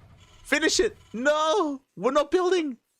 That third CC is just chilling there. It's been chilling for like 2 or 3 minutes. Oh boy. And hopefully Euthermal realizes soon, because that's pretty brutal. He should be taking his third. You can see Homeowner, he's taking his own. Homeowner, his third base was so much later in comparison. And Euthermal still has not realized. Oh boy. Still doesn't see, still doesn't know. He starts up another CC? No shot. Euthermal, he starts another command center, thinking he doesn't have one. That's 2 CCs in the production tab. Cyclones, they do get in. This time the bunker does fall. Good pickoff. We get the bunker, we get a couple of workers. Like, I'm not seeing things, right? That's 2 command centers in the production tab for Euthermal.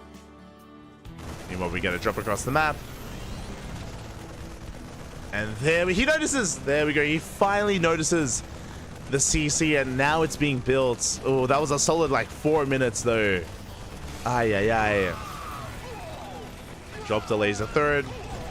Solid matrix there from Homeowner. Does shut down the medevac. And there we go. The third base is now being taken. That third CC chilling harder than me this Sunday. Impressed. Ah, it was Chilean, papi. Oh my god. There we go. Finally, it's finished. Finally, it's on the way. That was a big delay though.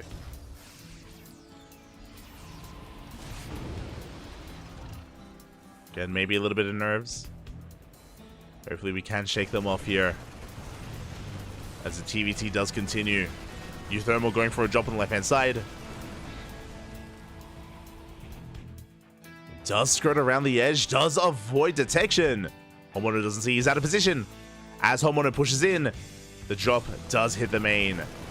We have some reinforcements, but Homeowner, he's too far out. He has to commit. And he loses control of the main base. And then he could get a kill with the orbital. Orbital is going to go down. It is going to go down. Oh my god, a massive pick off there from Euthermal. And Homeowner, he's all in. He's all in at this point, forcing his way up the ramp. Does disable a tank. Loses one of his own. And Euthermal picks up, he gets the hell out of there.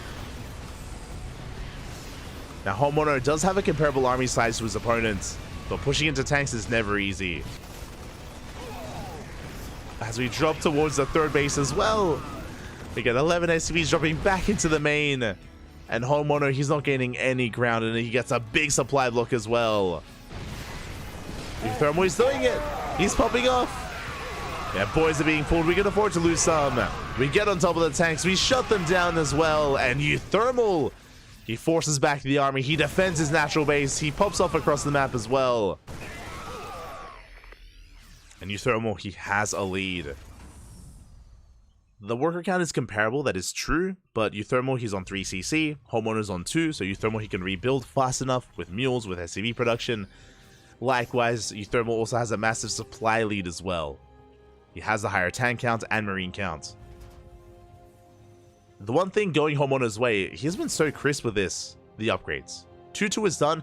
Homeowner has 3-3 starting up, and Euthermal only has 1-1. Euthermal doesn't even have an armory. Armory is just now in the way. So the upgrades are heavily in favor of Homeowner, but that's really the only thing he has going for him. Does get a drop. Oof. Marines are stimming in. Despite the upgrade disadvantage, Euthermal does have the numbers. Does have numbers on his side. He's breaking on through. I spoke too soon. 2-2 is pretty good. Homeowner does hold. So Euthermal has to be careful, has to respect the upgrades here of his opponent. Just now starting up his own 2-2.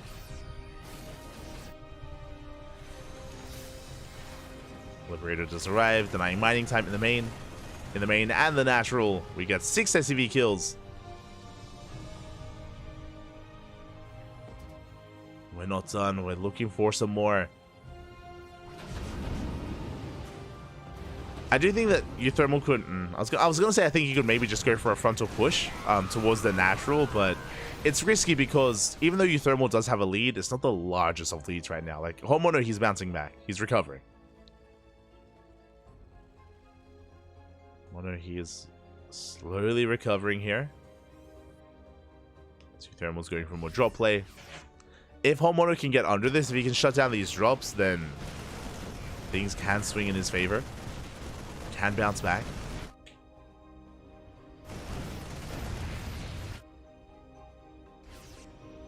As the armies, they do pass by each other.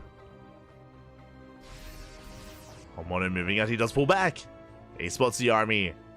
And Euthermal, he's going for the natural, going for the CC or the upgrades. He's going for 3-3. Let's go. Denies +3 attack and +3 defense. And that upgrade advantage that Homeowner once had, not anymore. Get a massive upgrade lead, and now Euthermal's catching up. You had to make a choice there. Eve or the CC. I'm liking the choice in general. Going for the Eves.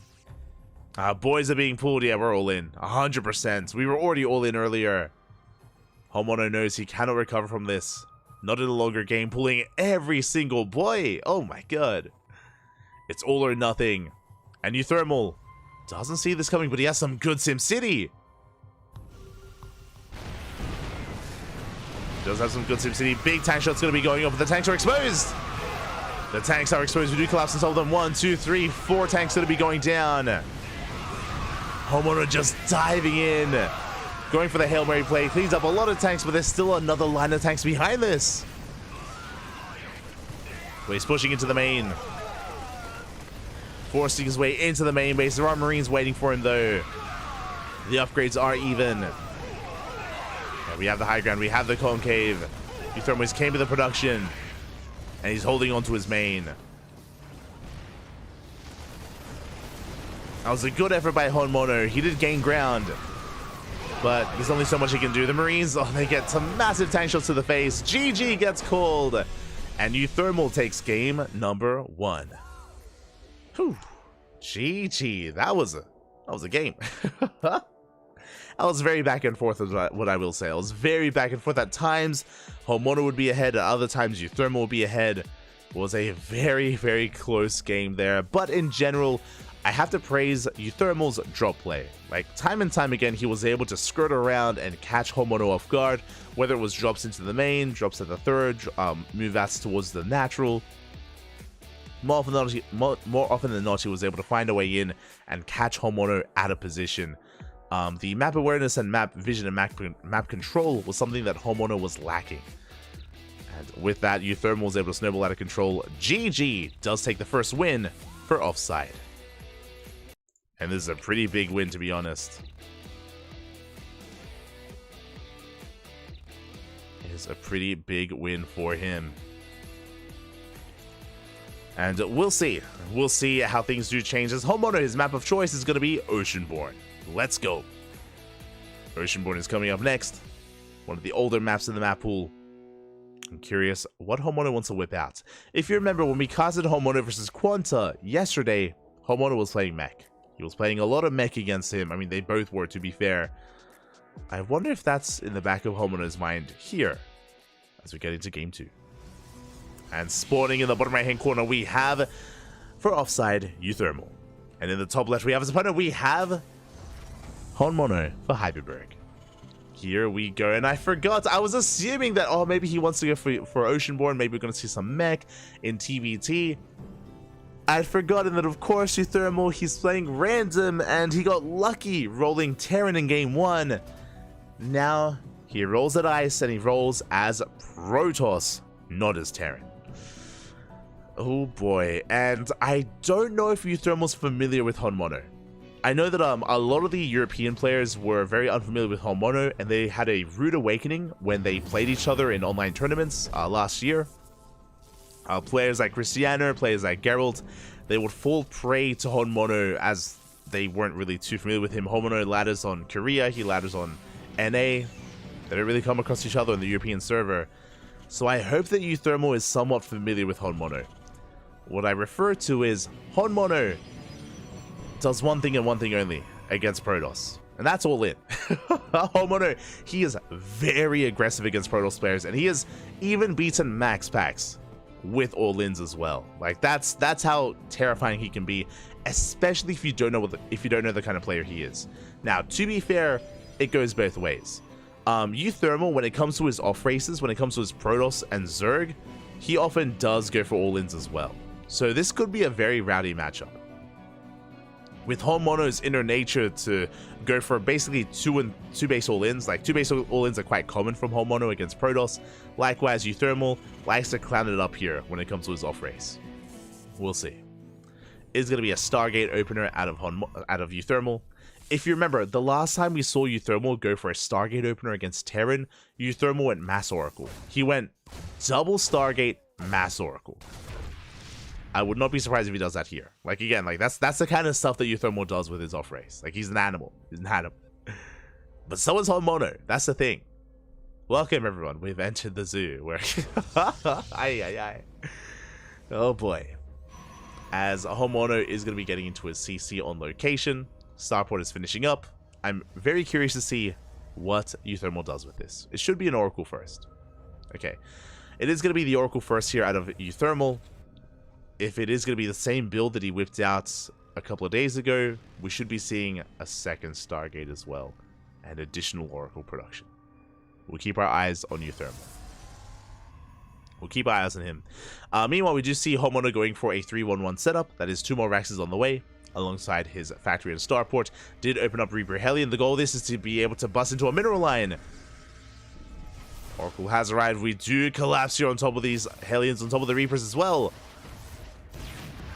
1 Reaper goes down. Good pick off so far. We get a second Reaper as well. And behind this, that is not a second Stargate, that is a Twilight Council. Okay. Euthermal, he's more sane.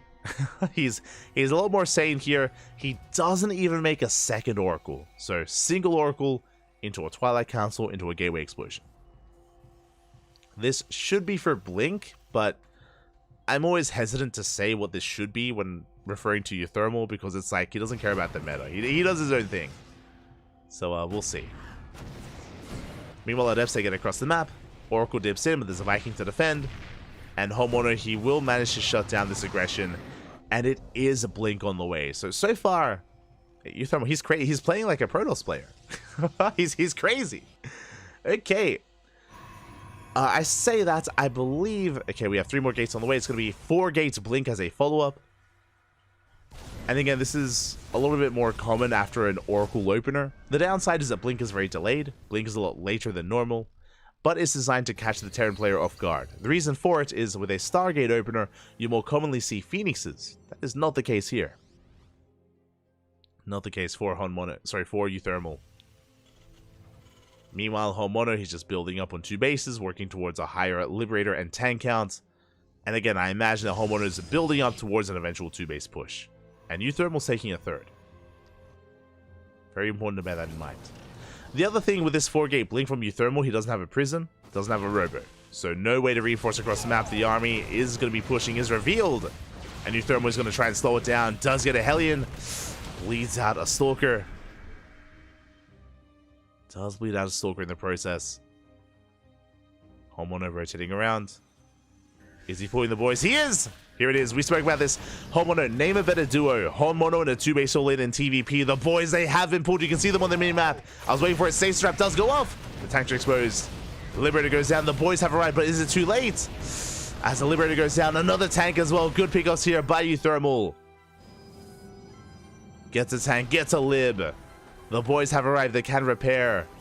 But Homeowner, time is working against him. He's got to go. The longer this goes on, the better it is for Thermal. Another tank is going to be going down. Good pickoffs here. We do bleed out some Stalkers. Another Stalker does go down. But remember, it's 4-gate Blink. We have a lot of production to work with.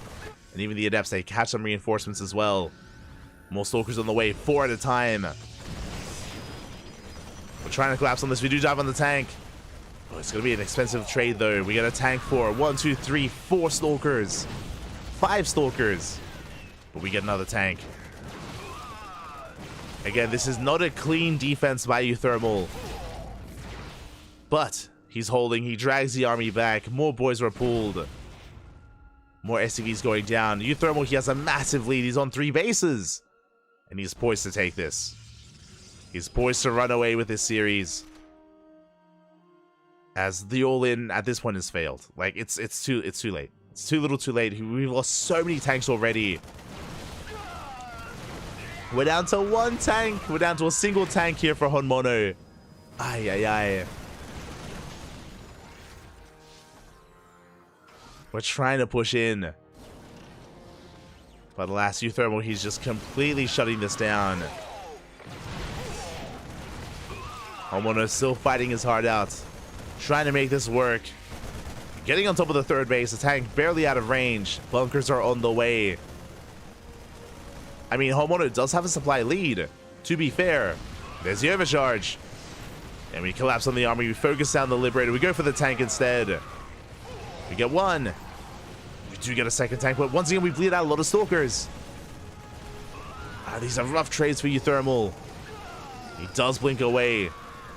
Bunker does finish. Liberator's repositioning. Good blink so far. Good control, saving all 4 of those Stalkers. And there's no repair for the bunker. There is no repair.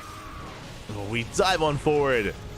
We bleed out a couple more Stalkers, but yeah, Homeowner, he gets completely shut down. There's no more momentum here. He's down to 40 SCVs. He's been making SCVs behind this. Bear that in mind. Homeowner, he's so good at like transitioning out of an all-in, despite the fact that he pulled so many SCVs and so many workers. The power of the mule. He's back up to 41, but Thermal's on 71 probes. Like, recovering from here is easier said than done as we get another tank. Another tank goes down. Honmono, he's going for a 3rd TC, going for upgrades, Stim as well. Do have some Viking harass across the map, but it's going to be shut down. And yeah, you can see here, Thermal, he's not allowing Homeowner to recover. Not allowing him to bounce back. Homeowner's trying to get into his 3rd base, but no. Thermal denies him. Going for the final tank once again. And this is a huge start here for offside. GG gets called. Thermal, he does it. Not just with his Terran, but with his Protoss. Rex, he's no slouch. And here we go. We're getting into our next game. And spawning in the top right hand corner, we have Rex for offside. And in the bottom left, we have Special for Hyperberg. Let's go. Special is the ace player of his team of Hyperberg. He is supposed to 2-0 here. He's supposed to tie things up. Supposed to. But Rex, again, is no slouch. He has a wealth of experience under his belt. And is he going for the gold? Where are we going? Are we going for Special's gold? No shot. Rex? He's crazy. He's popping off. Oh my god, Rex, where are we going? Okay, he goes, okay. I was like, are we taking the Terran's gold base right now? What's going on? He's going for a proxy hatch outside of the natural base. Crazy move here out of Rex. We'll see if this can work out. We'll see if this does pay off as he's going for an all-in. Proxy hatch across the map. This should be a hatch pool-based build with a spawning pool behind this to be able to rush Lings and Queens across the map. For the time being, Special has no idea what's going on. Wait, what? This is Hatch gas pool. Okay. Hatch gas pool build here from Rex. Interesting. With this, I'm curious if we're going for a roach warren. I'm very curious. We didn't rush into an early spawning pool, so queen production is going to be a little bit delayed. I believe the hatchery is going to finish. Drones, they're moving out across the map. Are we going to be going for a spine rush? It has to be, right? It could be one of two things. These drones could be poised to go for a spine rush, or they could try to mine through the minerals. Remember, there is a mineral wall here protecting the natural. We could try to mine through it as we scout. Oh my god. Fortunately, specially scouts, that SCV was supposed to be going on the right hand side. He does confirm, does get eyes on this. Spine crawlers are on the way. We are not mining through those minerals. It is going to be a spine rush, and Special knows he's getting ready. Unfortunately, Rex will not have the surprise factor. I mean, he still kind of does. Special is transitioning. He does have his Reaper being sent across the map. And do we have anything to defend back at home? We do not. Drones are under fire. One worker going to be going down already. Lings, they have arrived. Do we get a surround? Oh, we barely do not. The Reaper does slip away. Special, he lubes up his Reapers as he sends them out. They slip away from the surround. And Special, he can threaten that mineral line. Drones, they're coming. They're mining. Drones, they are looking to mine through those minerals. Let's go. They're trying to. Special, he sees, and he's going to deny it. Especially he rotates his Marines over. We spoke about this yesterday. We've seen a couple of times already this patch. We've seen a couple of times Zerg players try to pull off this build and try to pull off a variation of this all-in. He mines through the minerals. The wall is open. The wall is wide open. We've seen players attempt this variation of all-in, mining through these minerals, and so far Rexy has pulled it off. He's opened up the main base.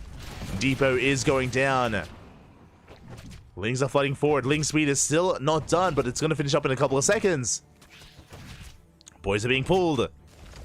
That Cyclone is looking a little bit exposed. And Rex, the main base has been compromised. The Spine's going ham here on that bunker. Ling speed kicks in. Special he sees. He has a second bunker behind this and a third bunker as well. That's a lot of bunkers. So there's a 3 bunker set up. Lings, again, they're looking for a surround on the Cyclone. But Special being so careful. Oh, he goes for it. He gets a surround. Big moment here. Surround on the Cyclone. Cyclone goes down. Big pick off. The bunker as well. As we did stop repairing. And with that, we're breaking on through. We're gaining ground. We have vision here into the main base. Creep is spreading. And Special's in trouble. His production's under fire. He has to lift up. He has to lift. Where does he go? He's pulling back behind the mineral line. Aye. We have 2 Hellions. We have 2 Hellions. They are zoning away the Lings. Spine crawlers gaining ground, getting on top of that bunker. On top of the racks as well. Lings, they try to go for the surround here, but the repairs are a little bit too good. Decent hold position micro. But a lot of Lings are going down. Oh yeah, that was a rough trade for Rex. The bunker refused to fall. We do focus down as many SCVs as we can, though. We go for the SCVs. The Queen does get targeted. But the bunker falls, and now we're within range of the CC. He's done it. He's done it. He's within range. And what do we do? What can Special do? The base is under fire. He has to repair, and that's going to impact his mining. He doesn't have anything being produced behind this. Tank is on the way. The tank is coming. That CC, it's getting lower and lower. The Lings, they go for it as well. It does catch fire. Oh my god. 0 income, 0 mining here for Special. Let's go. The YouTube build. Let's go. You Thermal, make a video out of this. Make a video. Do it, papi. Don't just make videos of yourself. Make a video for your team. As the Spine Crawlers are leapfrogging forward. The tank has arrived, but what are we saving? Rex has the better economy. The tank zones away the Spine Crawlers at least a little bit. Gas geysers are going down. Okay, what do we have? We have 4 Marines, 2 Hellions, and a tank. And Rex, he's expanding. He's expanding back at home. Aye. He's like, ace player, who's that? GG gets called, and Rex takes game number 1. Oh my god. We are one step closer to qualifying for Code S. GG. Oh my god, Rex. I'm sure he maybe had a talk with you, Thermal. You know, maybe Thermal, he's like, okay, Papi, look, I have a couple of builds lined up. I have some YouTube videos that I'm about to publish, but you know what? I'm gonna delay it. I'm not gonna publish it yet. I'm gonna show you something. You Thermal's like, I'm gonna show you a special build that I've been cooking with my Zerg. Oh my god, I would love to know. Who's. And now Hyperberg, they're up against the wall. The pressure is on. Special needs this win here and now to keep the Codes dream alive. It's on Special to pick the map. It is Special's map pick. What are we going for? What's it gonna be? Looks like we have our map chosen. It is gonna be Crimson Court. Here we go. Crimson Court is coming up next. It is Special's map pick. Let's go. Onside versus offside would be fun in WTL. True. So heartbreaking to see Team Vitality versus offside. Ay. It could happen. We're almost there. We are almost there. Catching up my soul. And here we go. We're getting into this and spawning in the top right hand corner of Crimson Court. We have Rex for offside. And in the bottom left, we have his opponent. We have for Hyperberg, Special. Special, he is the ace player again. He was supposed to lead the charge. He was supposed to captain his team and inspire them, but things are looking bleak for Hyperberg. Things are looking bleak for Special. He needs to win here and now to keep that dream alive. The pressure is on, and it looks like a 2x Reaper. Now, if you were here yesterday, you would have seen Special versus... Oh, who did he play against?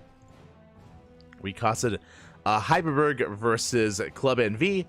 Special versus Mondo, and we saw Special go for, I think it was on this map, 2x Reaper. We also saw Special go for Rax into Factory into Mech. We saw that as well. I'm curious if Special is willing to do that here. Do you have a Rax on the low ground? 2 gases behind this.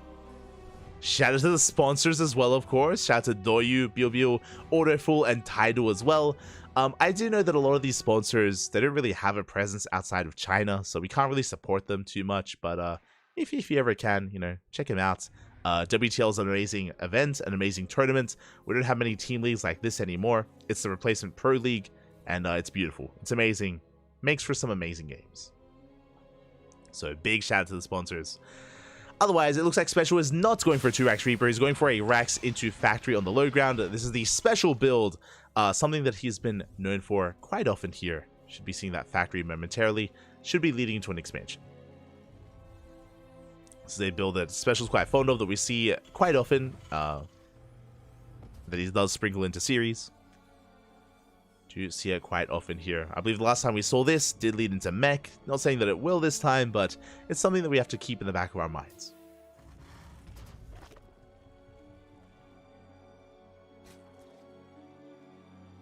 Here we go. Geothermal just neuroparasites all his teammates. Oh, let's go. Rex has done his job. He has, right? Like, the reality here is that Rex, it would have been, like, one game is all that we really did need from him, and he did it. He pulled it off, right? Like, it was beautiful. It was amazing. Rex, he can go to bed from here, but oh, he catches a Reaper. No! He gets us around. The trap is real. The Reaper goes down. That is a brutal start for Special. Ay. Rex! He's on fire right now. He's popping off. Calm down. Bobby, it's still just code 8. Oh my god. Behind this, he's going for a Roach Warren. Now, what's scary? Because of that Reaper, because the Reaper was sniped, no scout. Currently, there's no scout going on right now. The Reaper does pivot away towards the main base. Queen is in position. The scout is denied. Special doesn't see. He does not see the gases. He does not see the Roach Warren. Special, he's in the dark right now. He's blind. He doesn't know what's coming. And he needs to. He needs to piece this together. He needs to figure it out. Alas, so far, Rex doing quite a good job here at keeping up with the movement of Special. Behind this, going in towards a Cyclone to have a medevac behind this for some drop play. Hi. And here come the Roaches. The Roaches, they're in production as we speak. Special still just poking in. Again, with his medevac, he is going to be able to harass across the map and get into the bases. Did this against Mondo, if you remember. as I appreciate that Rex is even morphing in his Ravagers. And because of this build from Special, specifically because of this build, the factory is on the low ground. What does that mean? The factory is exposed. Usually your factory would be in the main base, it would be safe, your production would be safe against this kind of aggression, but if Rex breaks the natural, he breaks the production. That's what's terrifying right now. Everything is on the line for Special. It's all out in the open because of his build. Does manage to get a Roach Warren, sorry, a Roach. Does pick up a Roach already, good pick off. Good start by Special. He has the high ground. Good control out of Rex. Does pull back that weakened Roach. And he's gaining ground. The tank is on the way. And again, you can see here the tank. The factory is so exposed. We cannot lose this position. Special, he has to hold. He does take down another Roach. Good snipe there from Special. Gets one more Roach. Another does morph into a Ravager. Tank does arrive. But we have Biles. And the Biles, they will connect. Tank barely does survive. Roaches are going down. Ooh, bit of miscontrol at a Rex. Yeah, he runs into the wall. He bleeds out a lot of units. And Special's holding. Phew. Special, he is holding. He shuts down the Roaches. He shuts down the Ravagers. He's okay. He has weathered the storm. Behind this, Rex is droning. But again, this was a tight hold. If Special didn't spot the move out, if Special didn't hold on to the high ground, then Rex would have gotten across the map. He would have gotten on top of the factory. Different game. Would have been a very different game. So important there for Special to slow it down and to engage when he did. And now he survives. Now we have a game. Whew. We have a game on our hands. Liberator going to be harassing across the map. The drop is moving out. Special is pushing. He knows. He smells blood in the water. Rex, he invested quite a lot into that Roach push, and it did not pay off. And now he's in some trouble. The tanks have arrived. Special pushing in.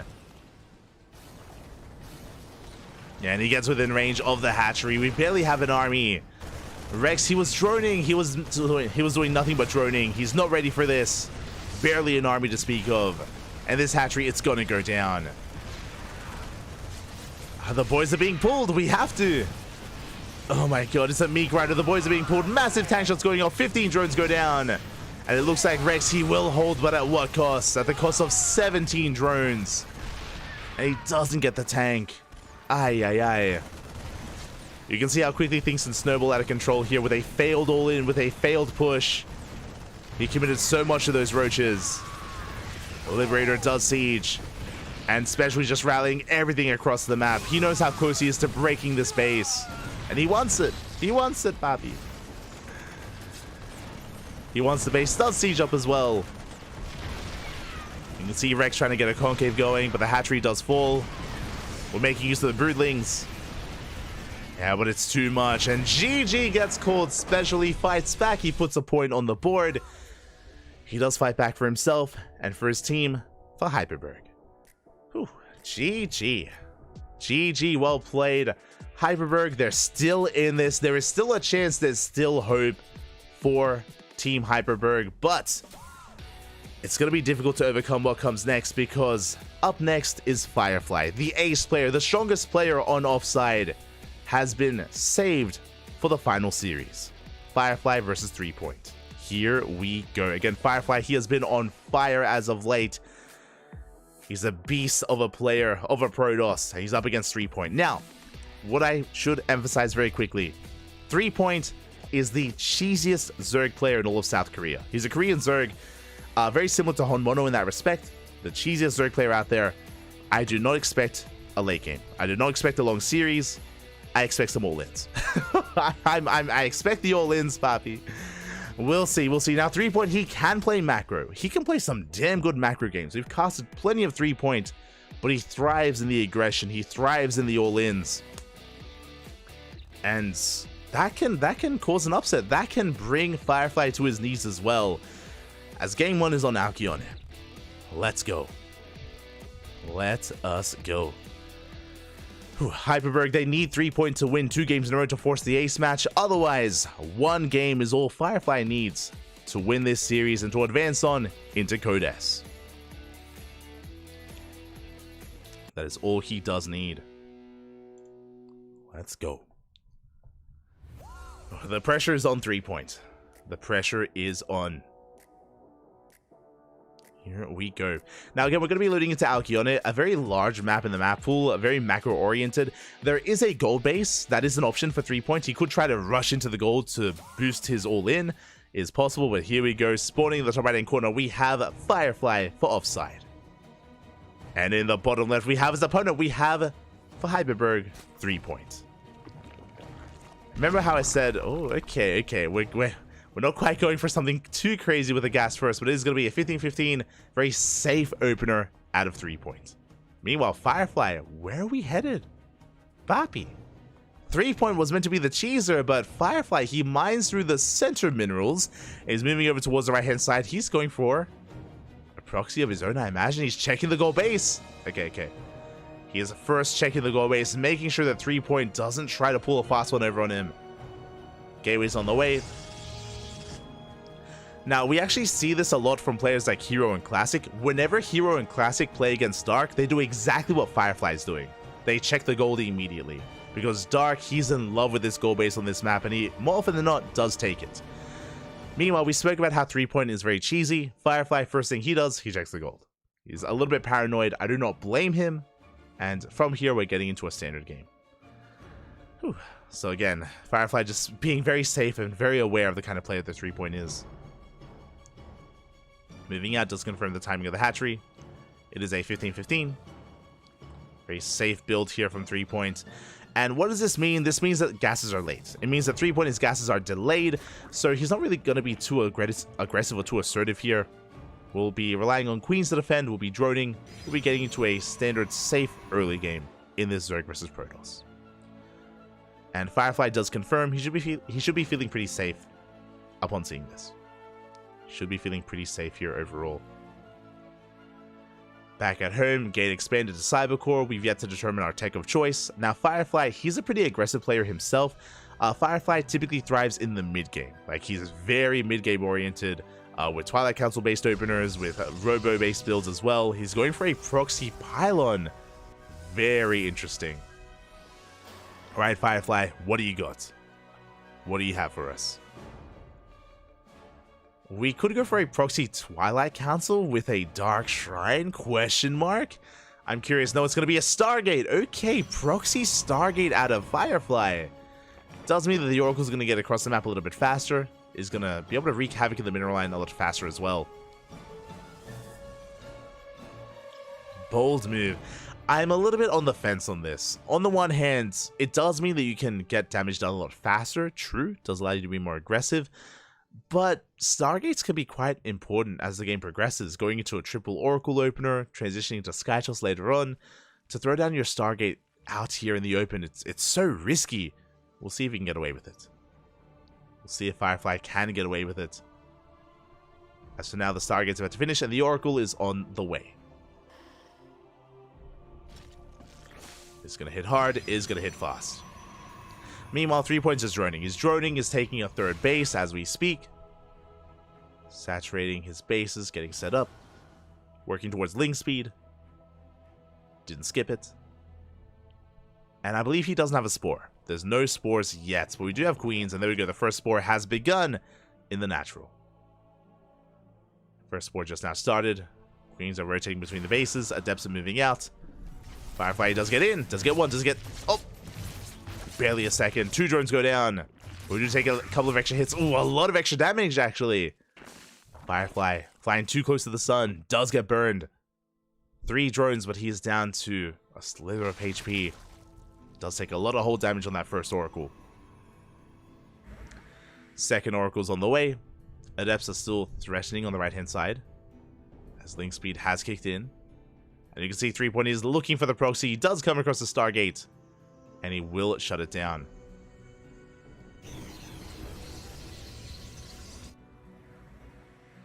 He should eventually shut it down. Do see a couple of Oracles on the way as well. Third Oracle should be able to pop out just in time. And we're even able to clean up some of these lings as well. Behind this we have a Twilight Council, 2 more gateways. I don't see a Forge, so it looks like Firefly, he has the option to go into Glaive Adepts if he so chose to, or this could just be Blink. We'll see what he commits with. As again, there is a delayed forge here for Firefly, or we're just skipping it entirely. It is possible. 3-point going for a lair. There it is. It is going to be Blink from Firefly. So a much more aggressive variation here of Blink, as he did prioritize additional gateways, so he's going for some extra warp-ins. It does mean that his +1 is going to be quite delayed, that is true, but he makes up for it by being active with these Stalkers and by hopefully catching 3-point drone kills, Overlords, applying pressure to the 4th. We'll see. As he is moving out.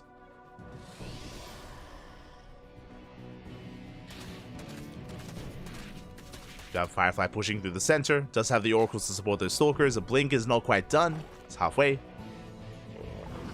But this may catch 3-point off guard.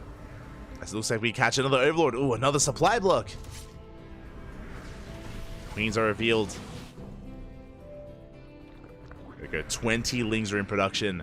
Firefly has to be very careful, he does not have Blink for those Stalkers, they're vulnerable. And 3-point, he's going Ling Hydra. Okay, no roaches. Straight up Ling Hydra can be ideal against Blink Stalker heavy compositions. Speaking of, that's all we have. It's pushing in. Being very careful. Blink finishing up in 5 seconds. Ooh, we do bait out the Pulsar Beam. Very nicely done by 3-point. Does waste energy on those Oracles. But we rotate around, we do hit the 4th. Now we get an Overlord, we don't quite get the base. Blink is done. And we do get away. But at least Firefly gets his 4th base. It is not cancelled.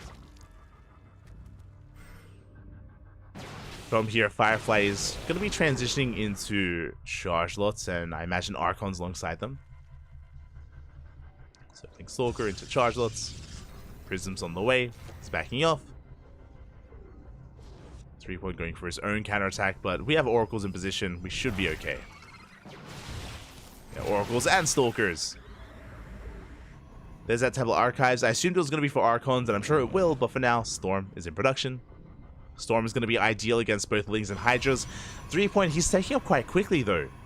Doesn't invest too heavily into these Hydras yet, is going for Lurkers. Lurker Den is on the way.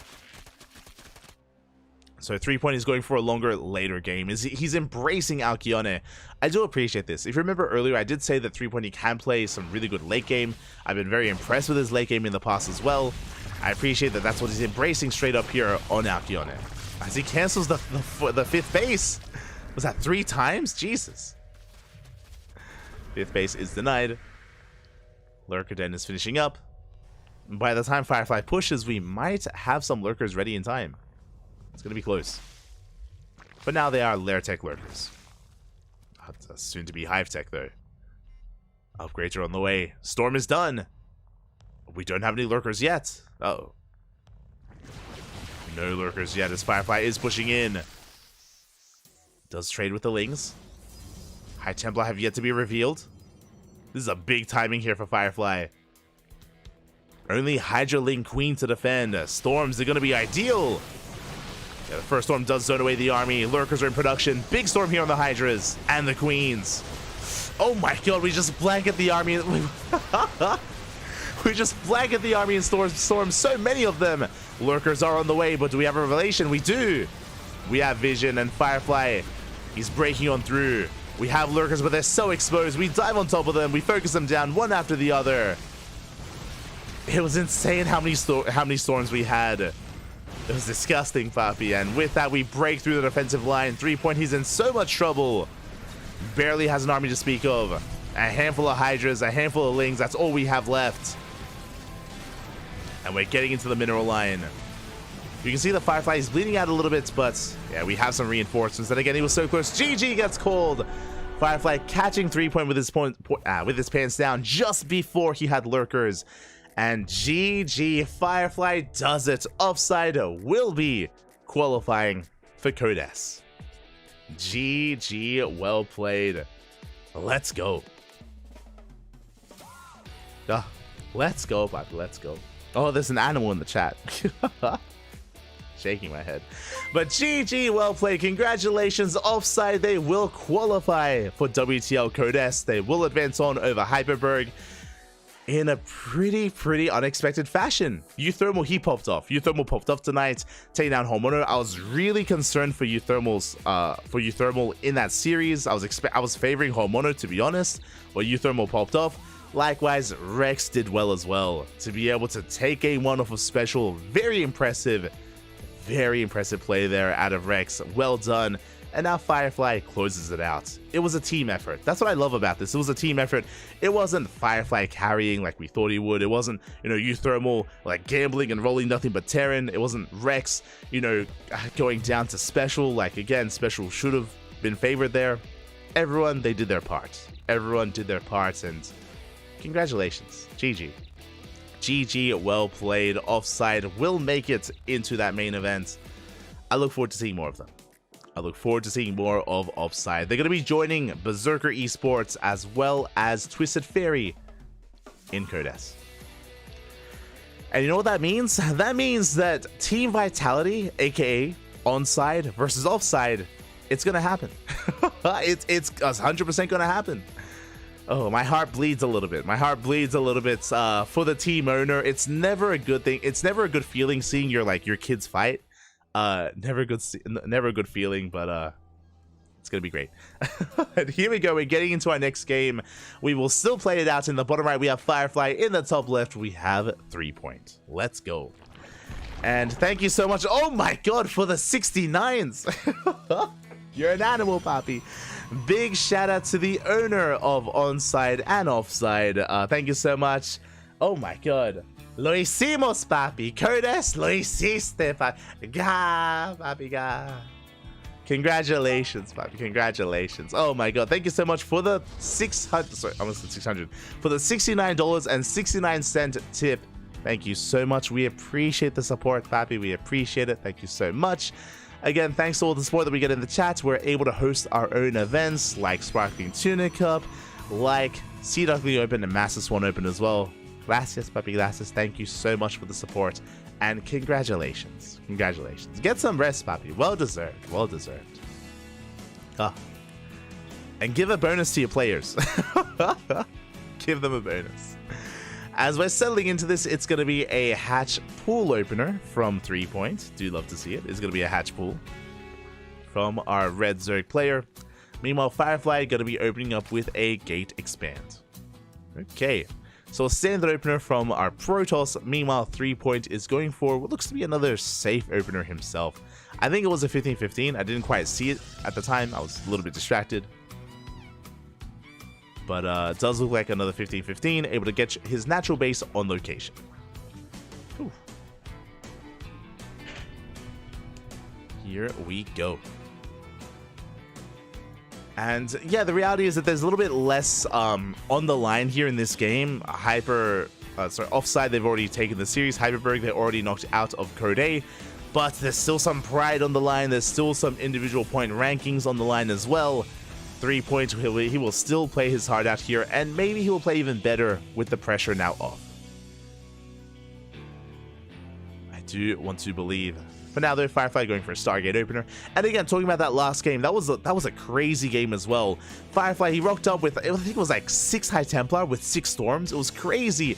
And he hit just before the Lurkers finished. Just before the Lurkers got ready, he was able to just wedge himself in and go for the kill. Very crisp timing there out of Firefly. And now we find ourselves in game 2. Third base is on the way for 3 points. Firefly just setting up back at home. Should be just a Stargate opener into Oracle, into a third base, into triple Oracle. Don't expect Firefly to deviate too much here in his initial opener. Oh my god, I spoke too soon! Because that is a Phoenix First. Let's go. Now, the power of a Phoenix First build here is that we hunt down the Overlords and we keep 3 Point in the dark. We keep the build hidden as to what comes next. Now, a Phoenix opener can lead into double Stargate Mass Phoenix, could lead into double Stargate Sky Toss, could lead into a Twilight Council, into Glaive Adepts, into a Charge-based all-in, into a Forge Twilight Council +1 Blink Stalker. Anything could be coming out. The problem here is that 3 Point doesn't know. And you can see that Firefly, he even intentionally avoids this first Overlord. He gets across the map. He's going to get one additional Overlord for free. Basically, if this Phoenix went for the closest Overlord first, then that would have given 3-point time to pull his Overlords back home and to save them. That Overlord that was just killed was intentionally killed just so we can come back, and we know that this Overlord, it's got an expiry date. Like, it's going to go down one way or another. There's no rush in killing it. So that is going to be an extra Overlord kill for Firefly. Very nicely done. 2 Overlords going to be going down, and there is that hidden tech that we spoke about. I was curious what it was going to be. Twilight Council. And a Forge, to be fair. So Twilight Council Forge follow-up. This could be +1 in Blink or +1 in Charge. Both are viable. Both are options. We'll see what direction Firefly does head in. As he does rotate around, he's looking for another way in. Queens are keeping up. So far, 3-point, he's able to keep up with Firefly. And there it is, +1, and Charge is on the way. Not Blink Stalkers. Gateway Explosion as well. That's going to be 6 gates in total for Firefly. Won't be able to cancel the 4th base. Won't be able to force that cancel, but regardless, does get eyes on it. Melee is going to be on the way. And we'll see if Firefly invests into more of these gateways. As we've seen him be quite aggressive and quite assertive with these Zealots, where he just doesn't even go for a Robo, no Warp Prism, no Immortals, just you warp in a wave of 12 or so Zealots, even more, and just walk across the map. It's terrifying. It's terrifying what Firefly can bring of this, or can make of this. As there are those Zealots that are being warped in. We're warping in wave after wave of Zealots, building them up back at home, banking them in the natural base, and soon we're going to be pushing. And it's going to hit a very unorthodox timing. It's going to hit a little bit earlier than Zerg players used to. And if 3-point doesn't have Banelings or Roaches, he could be in some trouble. He spots the army. Does spot the army. Baneling Nest just now started. Roach Warren has not been thrown down. We have Ling Queen to defend. We can defend, but this Zealot army is going to trade well. Ooh, as we throw down the pylon. Looking to reinforce on the front lines. That's a lot of Queens, though. We do pick them up. We go for lift. Queen is lifted. Oracle's doing what they can. Zealots gets surrounded. And it looks like we should clean up the Zealots, but here comes the reinforcements. The boys are being pulled, and it looks like 3-point he should hold. Whew. Yeah, the Queens, they transfuse each other. We do hold on. And even though we had to pull the boys, most of those drones survived. All of the drones survived. They did not go down. So far, good defense out of 3 points. Zealot army does continue. It's pushing in. That's still a lot of Lings. And 3-point, he should be okay. He should shut this down. Oracles are going ham in the mineral line. They get 4 drone kills. They even shave off a couple of these Lings, but the Zealots go down. And 3-point holds. Okay, we have 3 base versus 3 base. 3-point working towards the Infestation Pits. Working towards Hive. Getting into his Ling Bane. And we can see Firefly transition into Archons. +2 is on the way. Archons, more Zealots. Firefly is going to be stuck at home. And he was hoping for more damage. He traded with Lings, but he wanted Queen kills or drones or anything else. Didn't get it.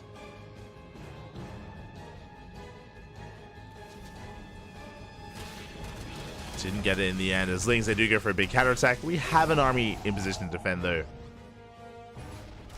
It will hold.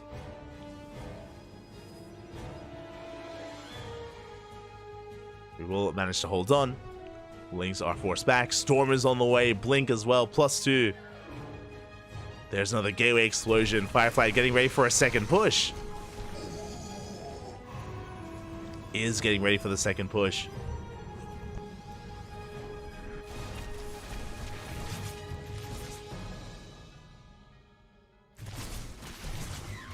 Again, we saw how devastating his storm timing was in game 1. We'll see how it is here in game 2 as we do catch the Zealots. 3-point, he does gain map control. He's even going for a counterattack as well. Banelings are going for the 3rd base. Going for the 4th. Banelings are rolling on in. Where's the reaction? Ooh, we do react in time. Only one probe goes down, but the wall is wide open. The wall is not a wall. Lings, they flood into the natural base.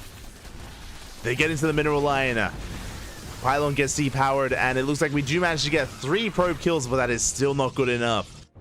That was a big investment. That was a lot of Ling Bane thrown away. And we got 3 probes and a pylon. And now here comes the counterattack. Storm is done. Storm is done. We have 5 High Templar being morphed in. Okay, Firefly is staying back at him. He's only harassing with the prison. Isn't pushing, isn't committing yet.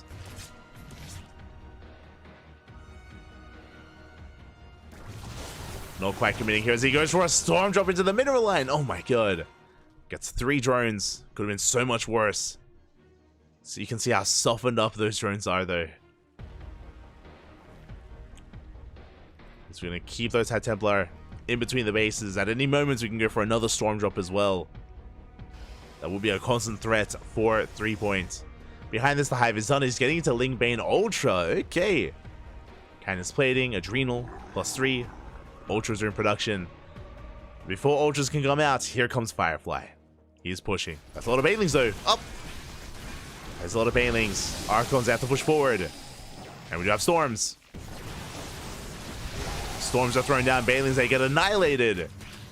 We go for a big Ling counterattack instead, but we have the overcharge. We have a Zealot Warp in.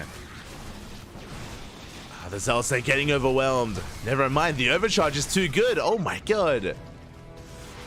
Firefly, he defends back at home. He's pushing across the map. We do have an Archon. An Archon? Sorry, we do have an Ultra. And with the help of this Ultra, it looks like we should shut this down. Whew. Firefly is going to get cleaned up. Did kill 8 workers. Firefly taking an economic lead, getting into Immortal production. 2nd Robo's on the way for double Immortals. We are working on that.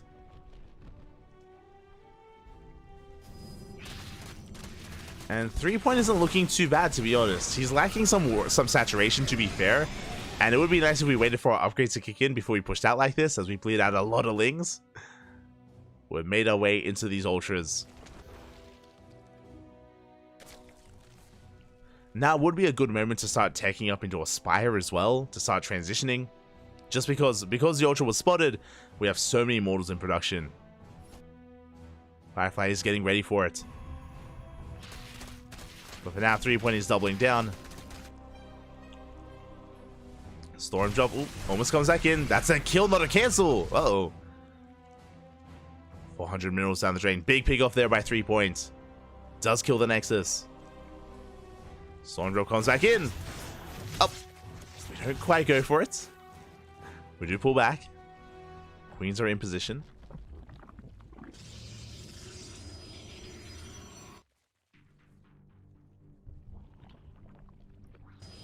We do manage to pull back in time. The Immortal count is still building up.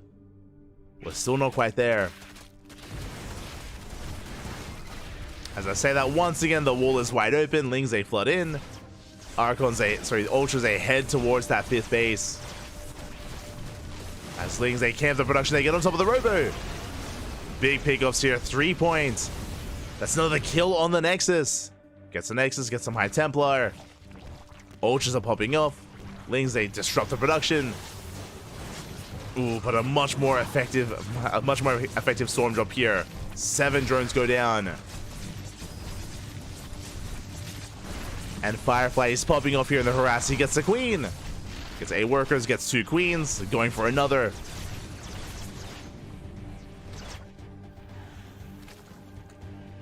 Firefly coming in with 2 War Prisms to harass. And even though he did lose some Robos, even though he did lose some High Templar, Firefly is already remaxed. It's already built up.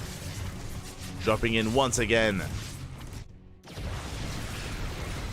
We see 3 point trying to cause some chaos, going for non-stop run-bys, but this time Firefly is ready for it. Now, I'm a little bit surprised we're not seeing tech from either player. Firefly could work towards Skytoss. We could be seeing a Fleet Beacon at this point. Oh, Storms against Ultras, not ideal. Yeah, the Ultras, they get on top of the High Templar. They break through. They're going for the Immortals. Good kiting though as 2 ultras go down. We get 3, we get 4. Oh my god, you can see how quickly those immortals chew through the ultras. It's gonna happen again. How many High Templar do we have? Jesus, what is that, like 12 High Templar? Oh my god. That's a lot of storms. Oh, they have their auto attacks as well. Let's go. But yeah, the ultras, they get completely shut down.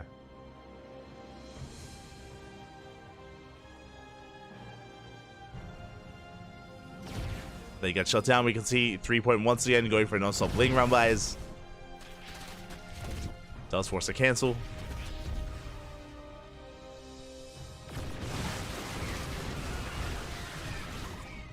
Bling harass has done well for itself. But 3 Point, that was a big loss for him. Bleeding out, what was that, like 6+ ultras in a matter of seconds in both engagements. And we have yet to tech up. We could have been working towards Brood Lords or towards Lurkers or anything else. I'm concerned that the immortal count is getting too high. And we've just been stuck on ultras.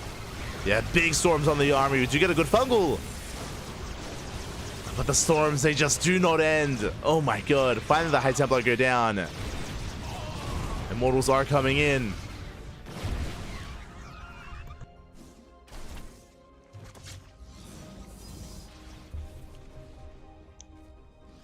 Not a bad trade out of 3 Point. Did reset the High Templar counts. There were like 11 High Templar and now there are none. Firefly has respawned. He responds with 2 more robos. Again, we could try to go for Sky Toss, but nah, just double down on robo, double down on Mass Immortal. Okay, fair enough.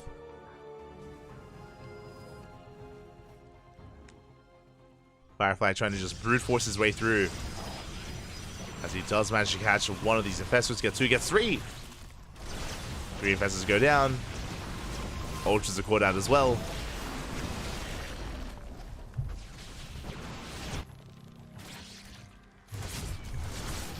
Ultras are caught out. At least 3 Point does catch the prism. Does get on top of that war prism.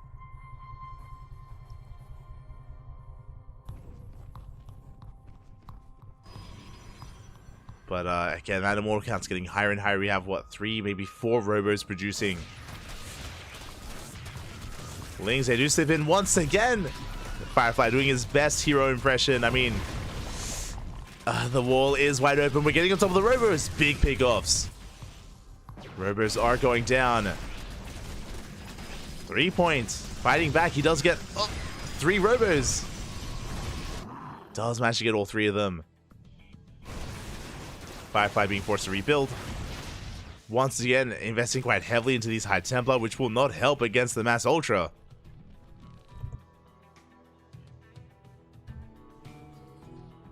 It does feel like Firefly is being a little bit stubborn here. A little bit. Well, but likewise, so is 3 Point. I mean, but this is working better for 3 Point with the Mass Ultra. It does feel like it's working a little bit better for him.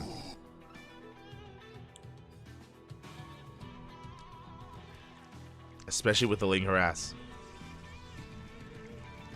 Meanwhile, Firefly finally takes another base. Which is concerning. 3 Point is still only on 5 hatcheries, just now taking a stick.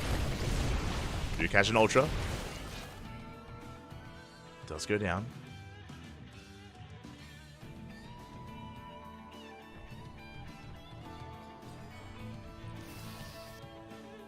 Do catch an ultra. The bay is on the way. Let's go. Finally, disruptors, colossi, some other form of tech. It's coming. Is on the back of Firefly's mind.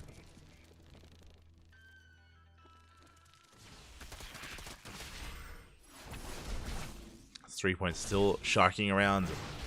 Now 3 Point does have a super maxed army. He's staying on a low drone count of 64. Intentionally so, just so he has more ultras. Ultras are quite supply dense. It's a risky maneuver. If 3 Point takes a bad fight, then he does have a bank right now, but it's going to be difficult to replace that bank, to replenish it.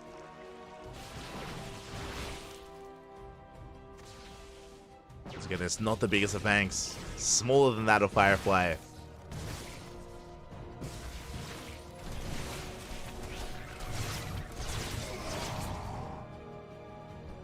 Firefly does rotate around. Good feedbacks here on the queens. The problem here as well is that I don't think 3-point can ever engage off of creep, as we are taking one of 3-point spaces. Oh my god! And we're just pushing. We're just moving out across the map. Forget about it. We're going for the counter attack. Ooh, we thought about it at least. 3-point, where are we going? Do we counter attack? Do we deny the center base? We've got to do one.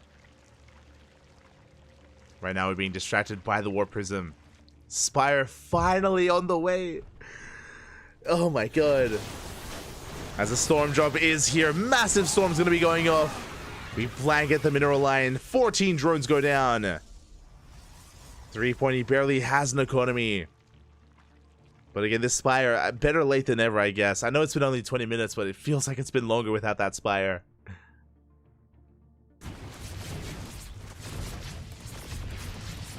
We are teching. Meanwhile, we can see Firefly building a Phoenix. Okay, interesting. Ultras are going for a big counterattack. They catch some of the High Templar. They get 3.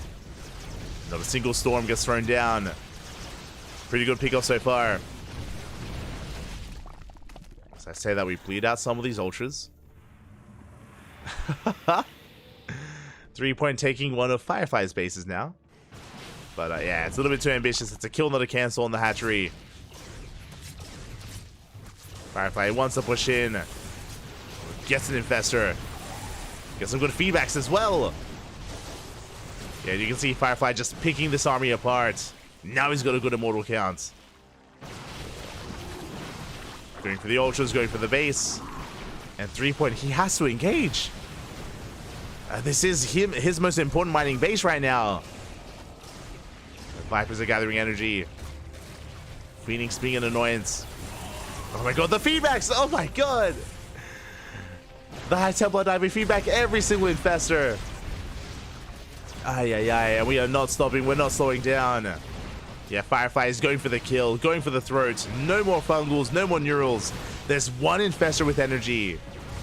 Only one. And there's that one fungal. Not a bad connection. Ultras, they collapse on this big storm on the Lings. Infestors are going down. We do surround the army. A good surround with these Ultras. We clean up every single immortal. But 3-point lost 47 drones. He doesn't have an economy. He's down to 17 workers. He's completely all in. No more bank. Nothing else is left here for 3-point. He has to go. He's going for the production. Once again, going for the robos. Would you force a mass cancel? 3-point. Sorry, Firefly going for a base trade. Uh-oh. I mean, Firefly, he's got a 6k, 5k bank. Jesus. Yeah, he can just warp in across the map instead. Set up his production elsewhere. Yeah, he's going for the kill. There we go. More gateways on the way. Time is in Firefly's favor. So even though 3-point's busy in the main base of Firefly, it doesn't matter. Does not matter. Firefly is going for a massive gateway explosion. I would have loved to have seen some Stargates. Like a handful of Void Rays would just do so well here. As we get a surround on the Spire. 11 gates on the way. Firefly needs pylons though. He's going to get supply blocked. And 3-point is racing back home. Kill the main base. Turns back around. Catches some Immortals.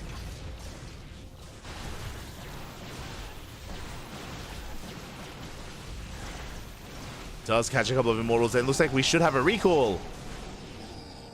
Otherwise, we might lose everything.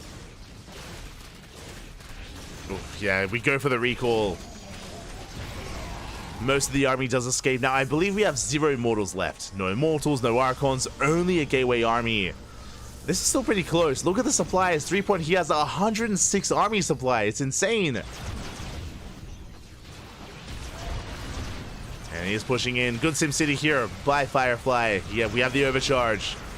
Fungal does connect.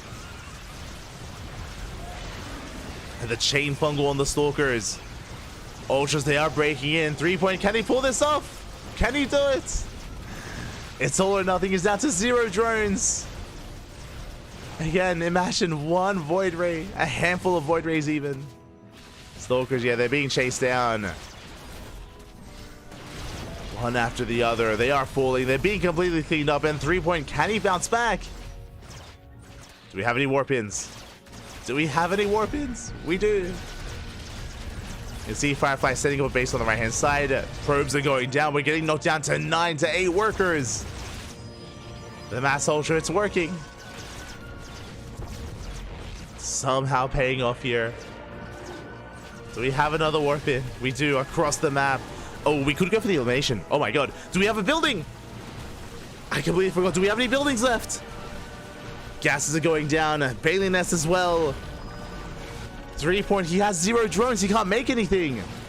What do we have left? We have, I think, 3 gas geysers. We have 1 gas geyser on the right-hand side. GG gets called as the writing is on the wall, and Firefly will take the 2-0, sealing the win here. 5-1 for offside. GG, well played. Congratulations. That went down to the wire. It was a messy game for the most part, with both players refusing to really tech up and transition. We had 3-point just doubling down on Mass Ultra. We had Firefly doubling down on Mass Immortal, refusing to work towards Sky Toss or Broodlords or Lurkers. That was a brutal game, but GG. GG, well played. Congratulations to Offside as they have qualified for Codes, and a shout out to Berserker Esports as they've made it into the grand finals.